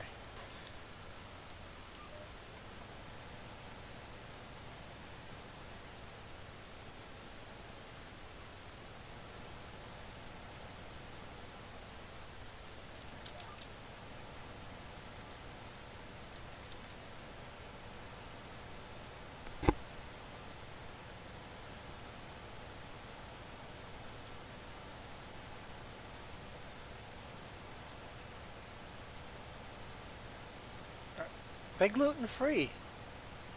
Ha! I have some family that can only eat gluten free. I bet they would really like it if we brought that down there.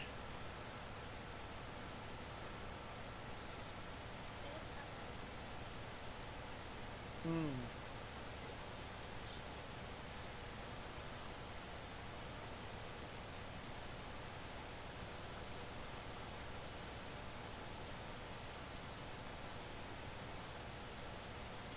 No, corn isn't gluten, but a lot of people that have gluten issues also have corn issues, but it's not, I don't think corn has gluten.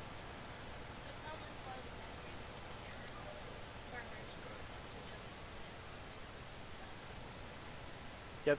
Yeah, the problem with corn is a lot of times corn is manufactured in the same places um, wheat grains are, and then they're not actually gluten free.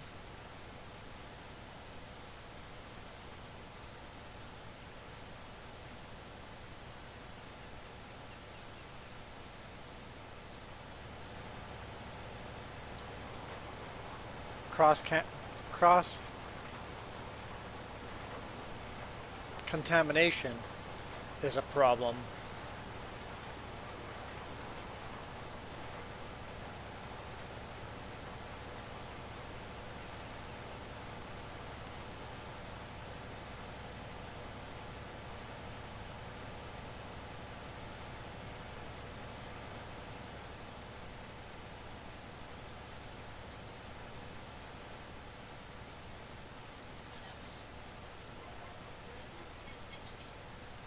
Yeah, we need Misfit to come on here and educate us.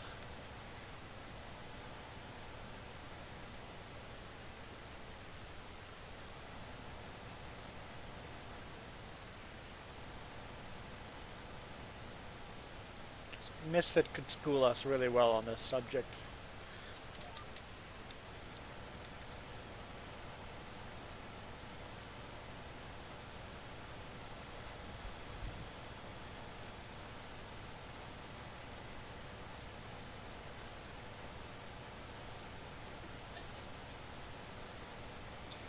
Now you'll see Misfit in the chat every now and Misfit Fox. You'll see them in the chat every now and then.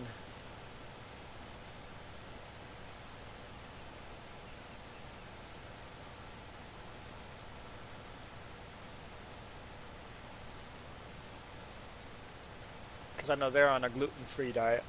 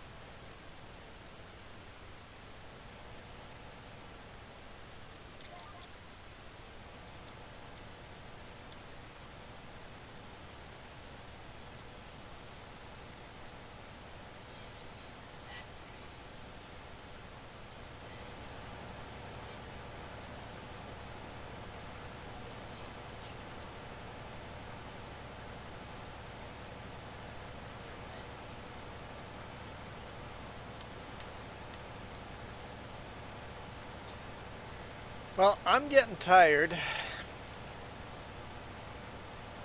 And if I say I'm going to log off, maybe 20 people will log in and say hi. Although this has not been a... it's funny, a second I said that the count went up. This has not been a quiet chat. This has actually been quite a nice busy chat. We've had many people talking and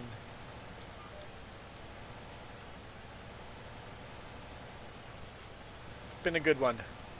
It's been a good one.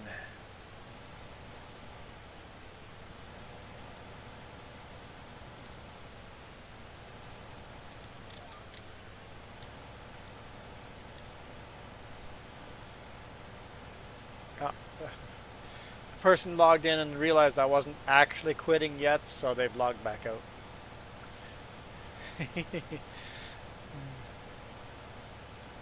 It's amazing how often we end the stream and then I get comments coming in seconds after the stream ended.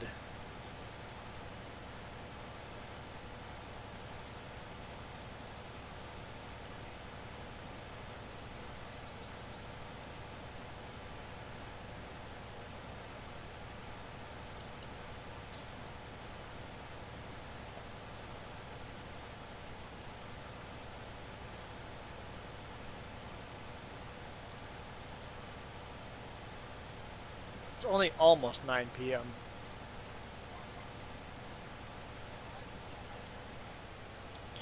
Yeah, I have this issue. I seem to have made my body clock that it gets up at 5 a.m. And now that I'm on vacation, I've been sleeping in. And I've been sleeping in till like 6:30 in the morning. And when I stay up really late, I still get up at 6 in the morning.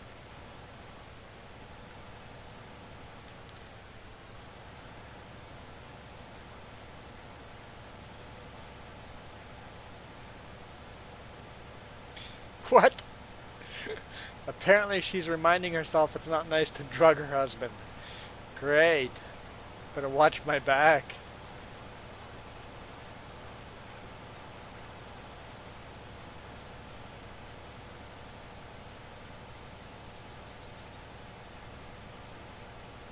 Yeah, 6:30 is sleeping in.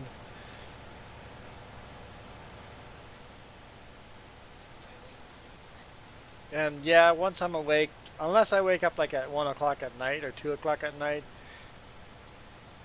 if I wake up, my body's up. I'm like, you just are not going to fall asleep again. And I can't take like real naps during the day. I'll snooze a little bit during the day, a little bit here and there, but I'm not going to take a real nap.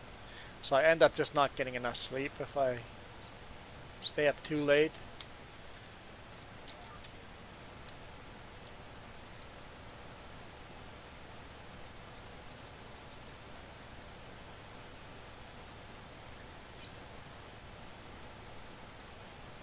Hmm?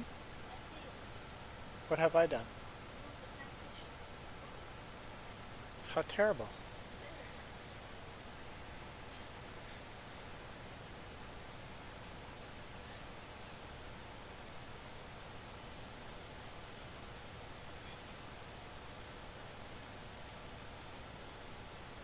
That's no laughing matter. I'm concerned now.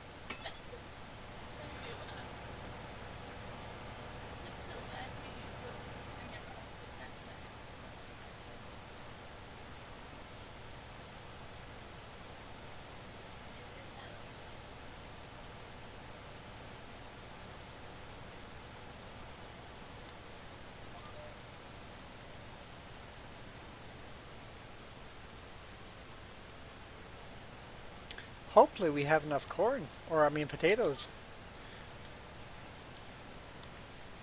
to seed this whole field.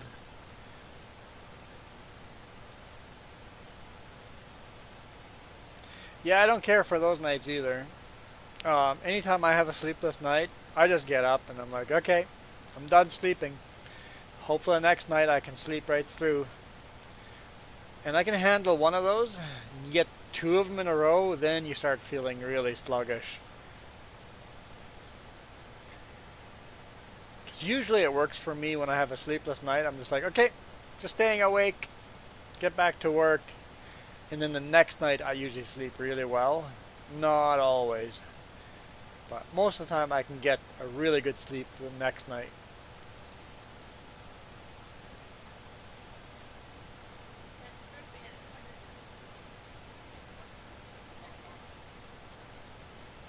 I do fall asleep pretty quick. I don't have to count cheap. It's a good thing. I can't count very high, so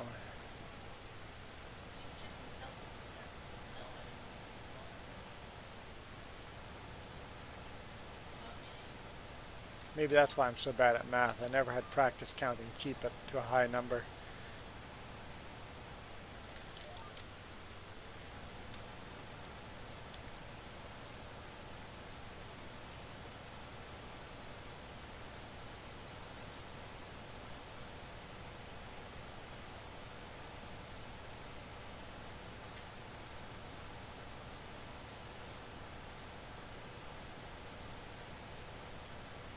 Yeah, usually two rough nights in a row, I really struggle working the next day.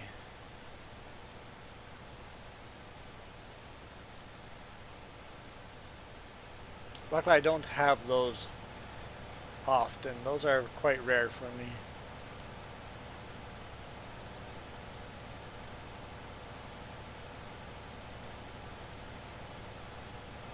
I ran out of fingers. My hand's holding the other controller. It's too many. I ran out of fingers. Reuse one. Then I have to remember how many times I've reused it. And that means I have to count on the other fingers how many times I've reused a finger on this hand.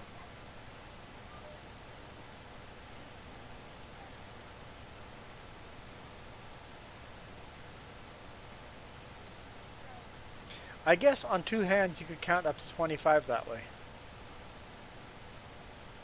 If you keep counting up to 5 and then the other hand pops up a finger every time you got to 5, you can count to 25 that way.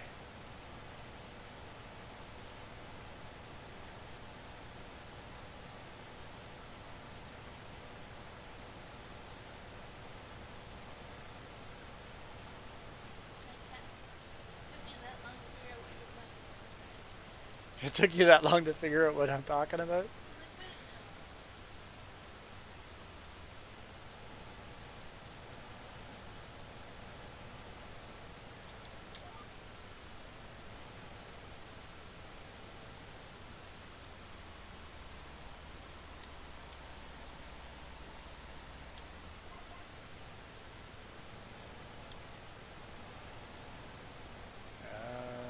no. I'm not getting that. There we go.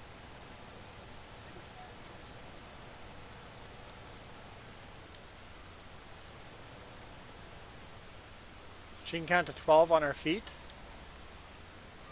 Oh, was she born with the extra toes? That's always really cool.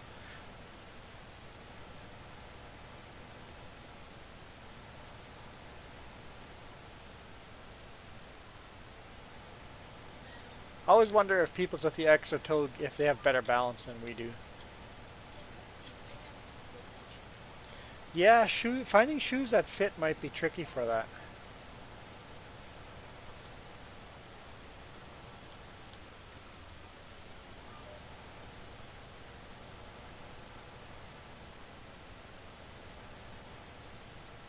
Because apparently that's more common than we think.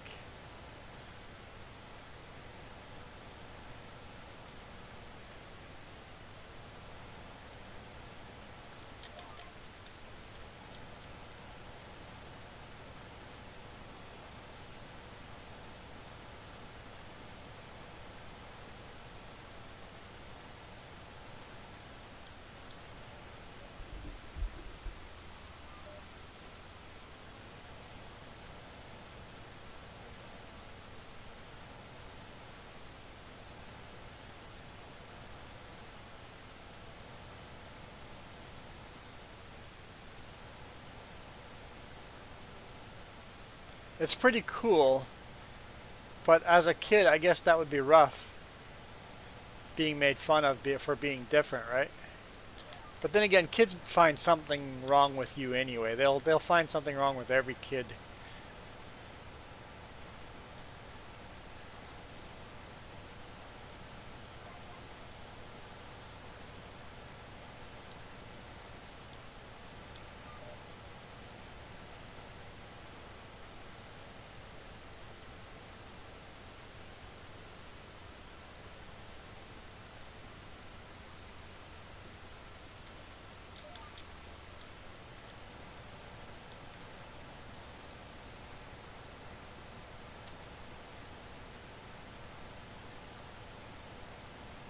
Other kids will always find what you're self-conscious about.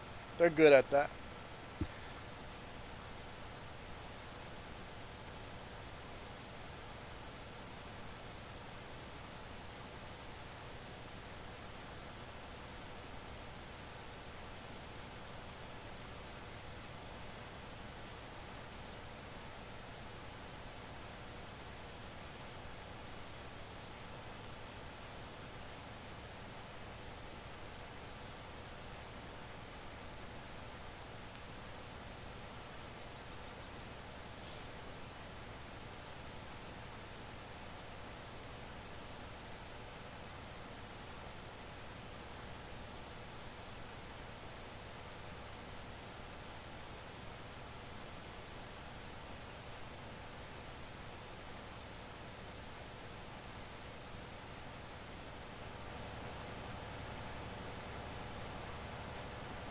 Yeah, I've heard some parents going pretty far about changing the way their kid looks or whatever from birth because they're afraid of their kids are going to be made fun of. It's like, um, your, your kid's going to get made fun of no matter what. Kids are cruel. Kids are evil.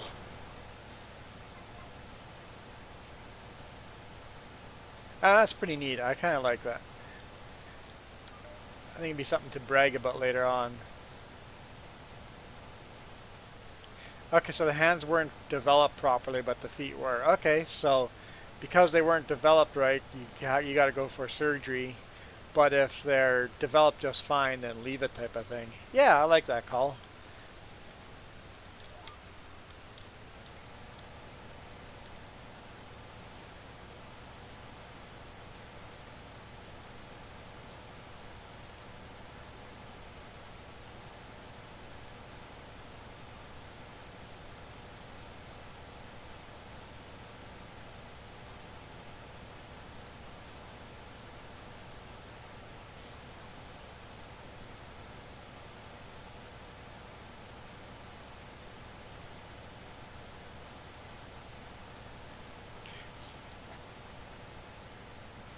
Is that finger arithmetic?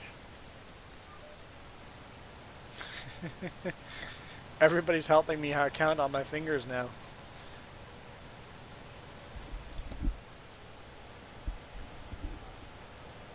So hard to me now. Don't make me do it again. No, not true. You're gonna make me count in Spanish now?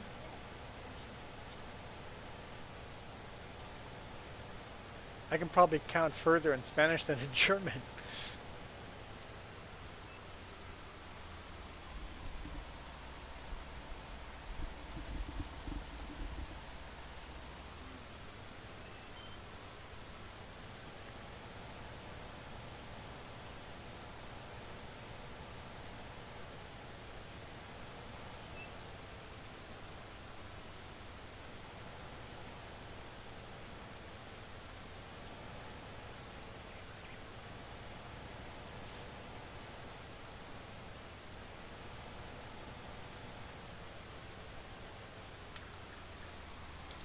Makes sense. Count that way. Does make sense to count that way.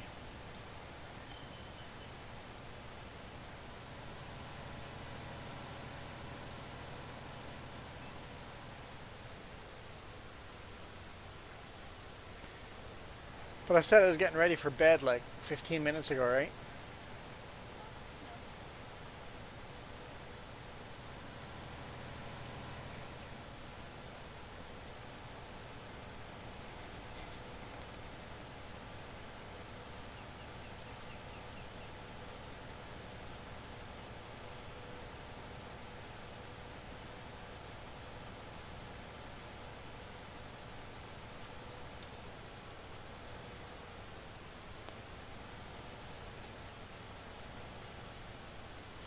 Never heard of the electric company.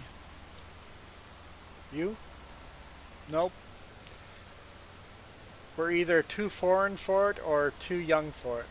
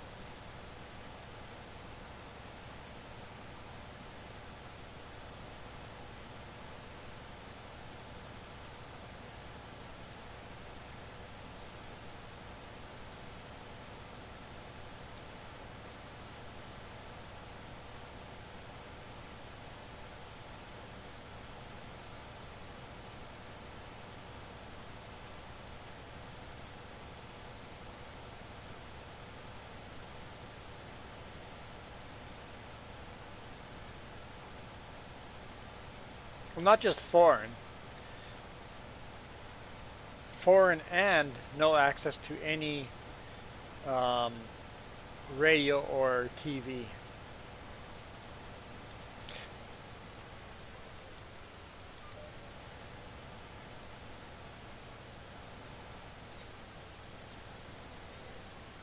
Yeah, first TV would have been high school.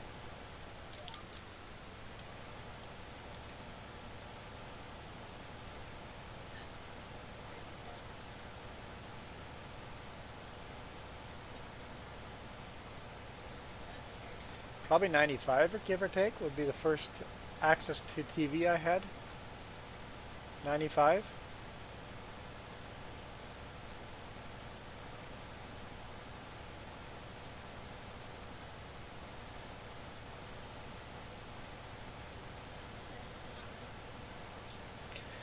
No, you know what? We had a black and white hidden in the shed for before that with a really shoddy antenna, but not maybe a year or so. Not long, and it was really bad. We had to sneak out there and watch TV against the rules. And then Dad found the TV and got very angry and smashed it. Mom literally jumped in the car, drove half an hour to town, and bought a brand new TV and brought it home and put it in the kitchen with a Super Nintendo. And she just goes, "You gonna smash that one too?" After that, we were allowed TV.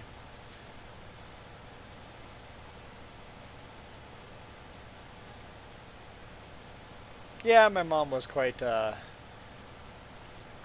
hero there.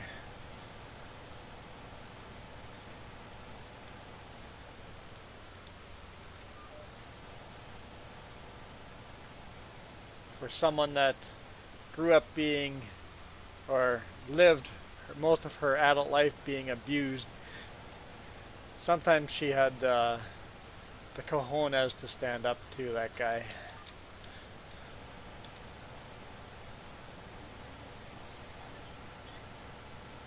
Don't go down a bit. There's holes. Welcome back, Linda.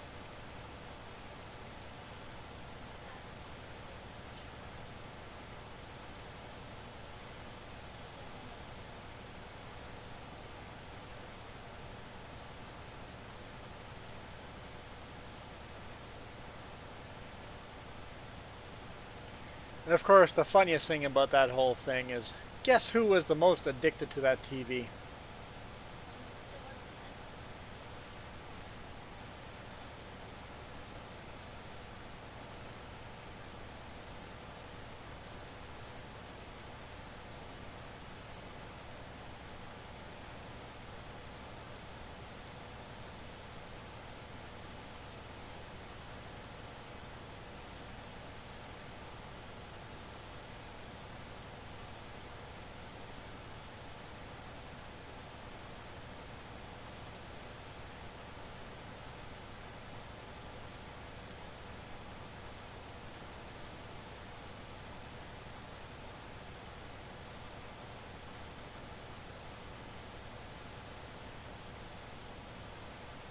I'm pretty confident from in the truck where the sound is coming from. Sometimes it's toward the left, sometimes it's toward the right, that it's the windscreen that it's doing it, but it might not be. It could be like the mirrors on the left and right as well.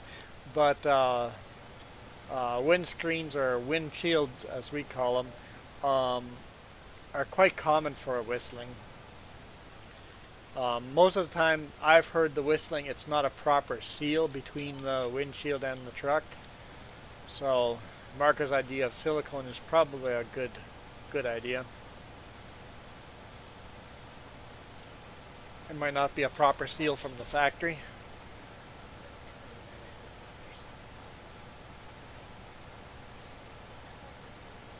No, no, no. You can have a proper seal that will keep it waterproof, but if it's not set exactly square and right in there, it could still have a seal all the way around, but the aerodynamics of it, the airflow isn't right. So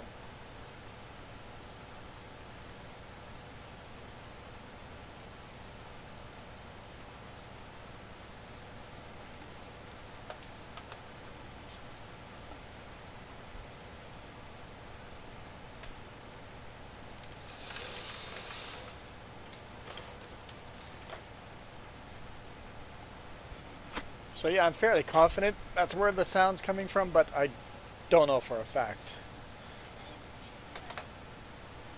Made more money? Oh, you sold pigs. Thinking that was going to get close to needing to be done.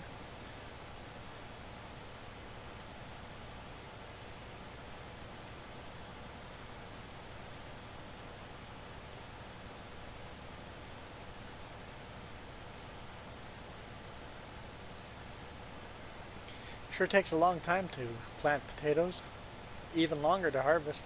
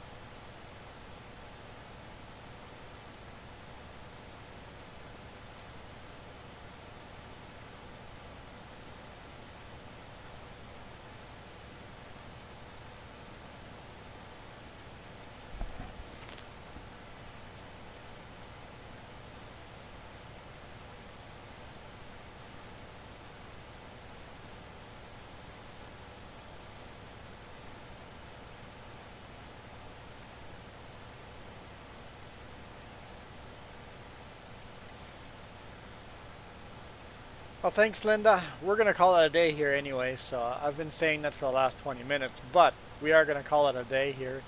I think I'm just going to finish seeding this potato field here, and then I'm going to save and quit the game.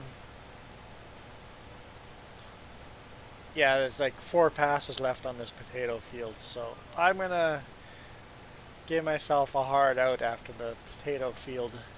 I put the potato planter away. Farmer Joe's just goes, I'm going to be helping by leaving.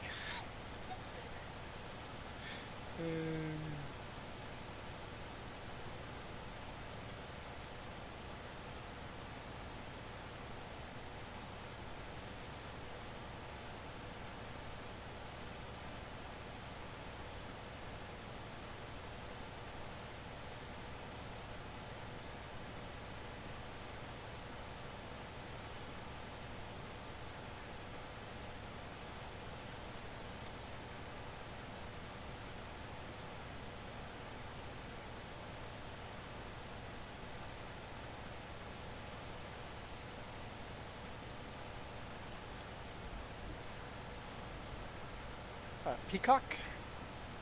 Hi, and Kermius. Yeah, she's got some beautiful peacocks. She's got 8 nails.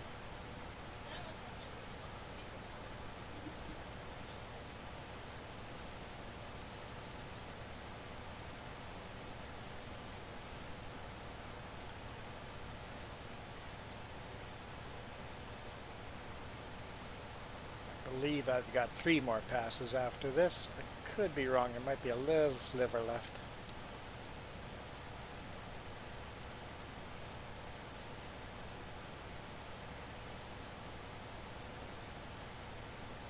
I hope FS22 comes with a GPS mod in vanilla.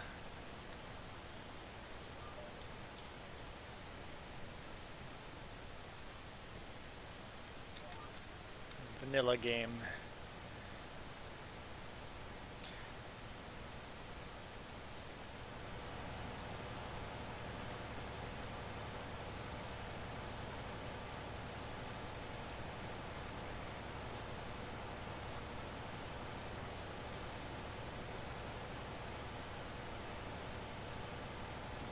It is a mean looking tractor.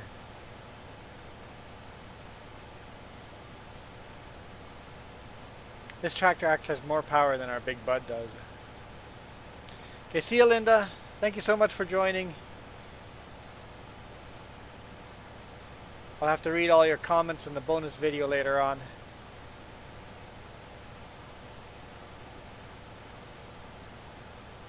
Always do enjoy reading those.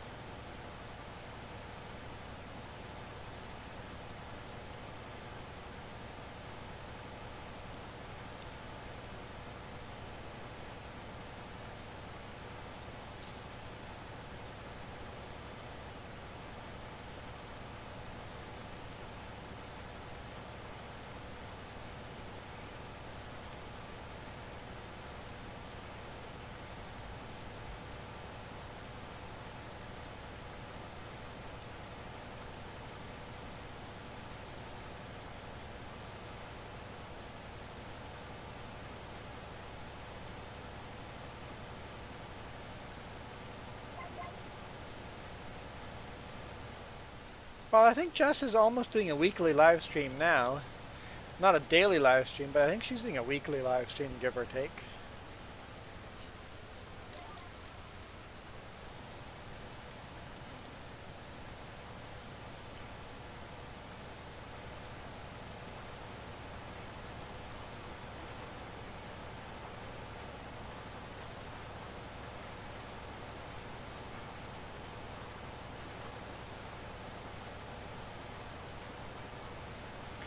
Yeah, if anyone's interested in Farmer Joe's live streams, there's a link down below.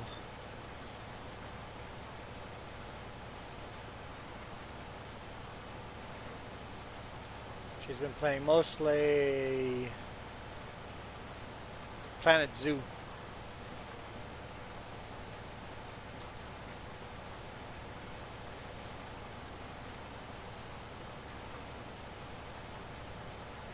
No, just play the games you want to play, and who cares who's going to watch it.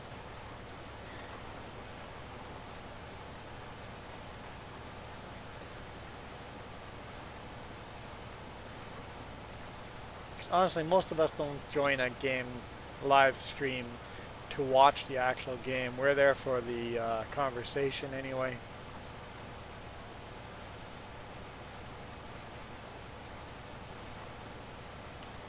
Yeah, YouTube notifications are not that brilliant.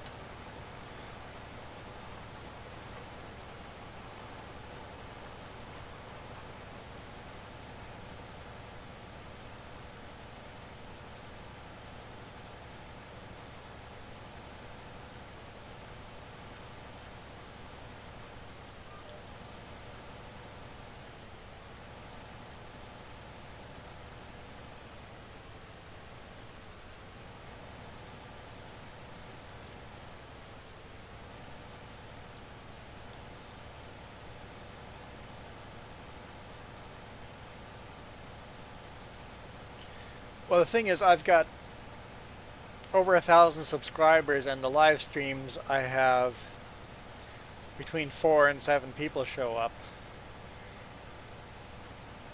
So she has a lot less people show up. So she's always, I think her live streams are a lot longer when somebody does show up and chat. When nobody starts chatting, well, it's kind of hard to keep streaming if nobody's coming in to chat. It's like, well, I might as well just play the game without streaming at that point.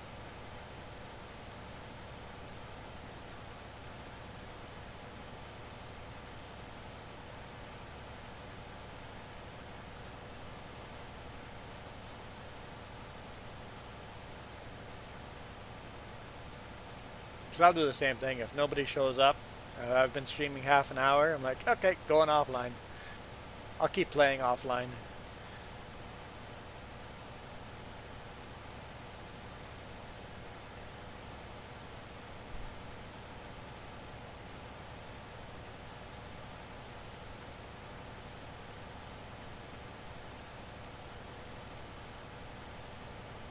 Okay, this field is done. Time to, well, we'll fill it up first. Fill it up. Well, we'll clean it, repair it, then fill it up and put it away.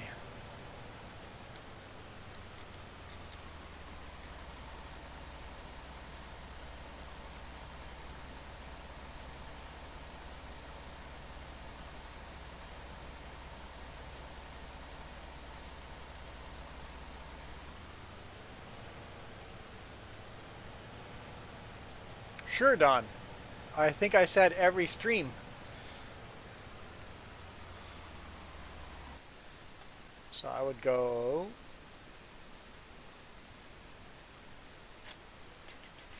to the giveaway here.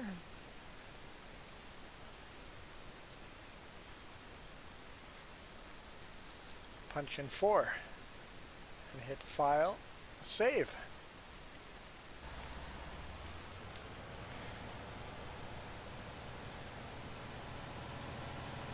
At this rate, Don, you're going to have the most entries.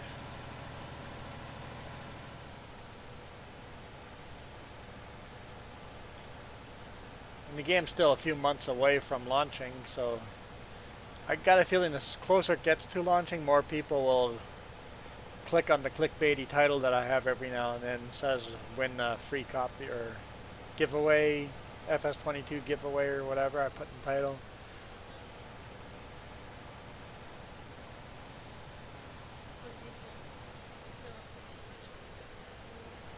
Yeah, I think if they release more information about the game and actually release something to get excited about, I'm still hoping they will, because so far there's nothing I can't do in this game that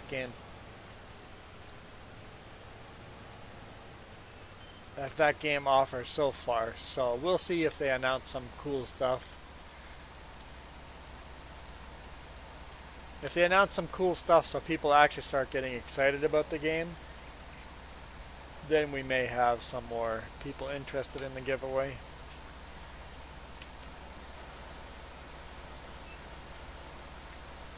But you're well on the way of improving your odds of winning it.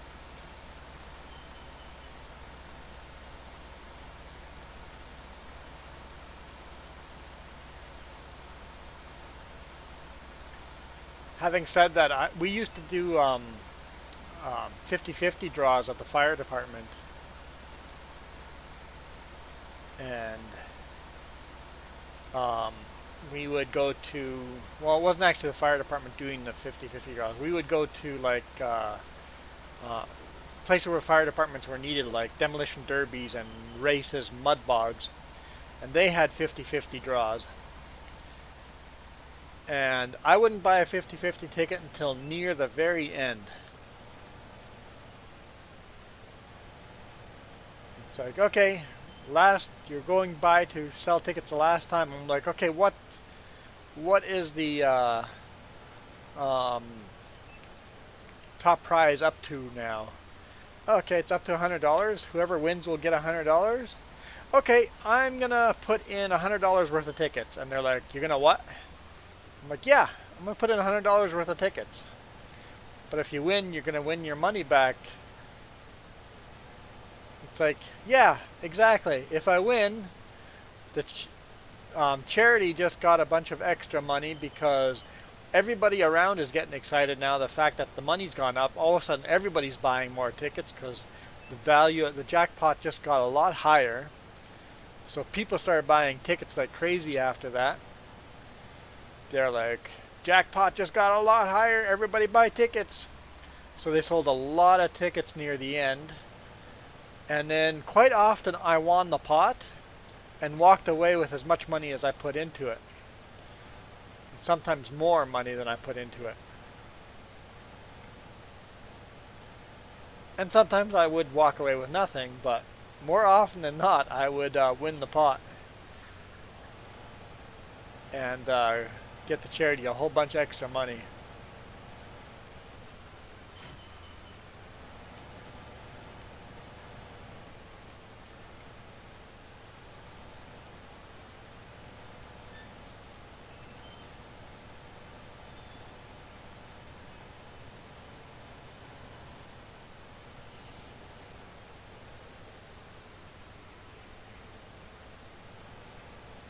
A lot of people were not happy with that.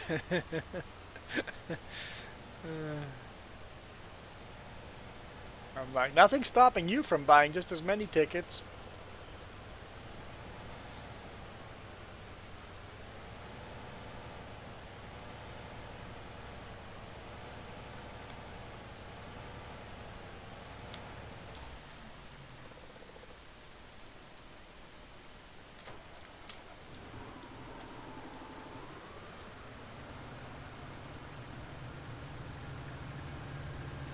Alright, I'm going to park this right in front of the house so that when I start the game, I always spawn in the log cabin.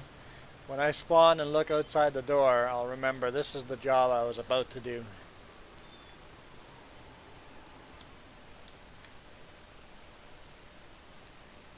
Collect some marshmallows and sell them. Get up outside and go, oh yeah, that's what I was about to do. Like my little kitchen in here.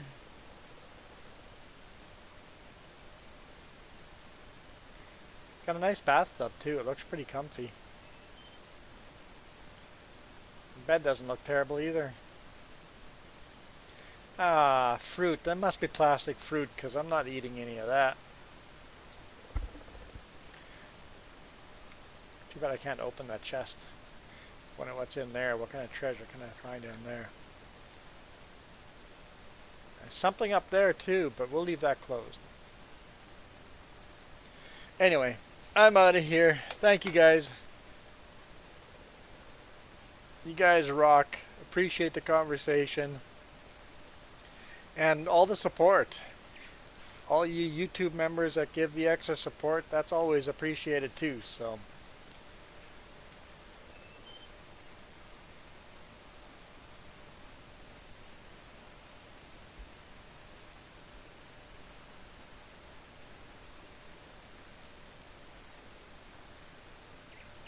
It's not the right button.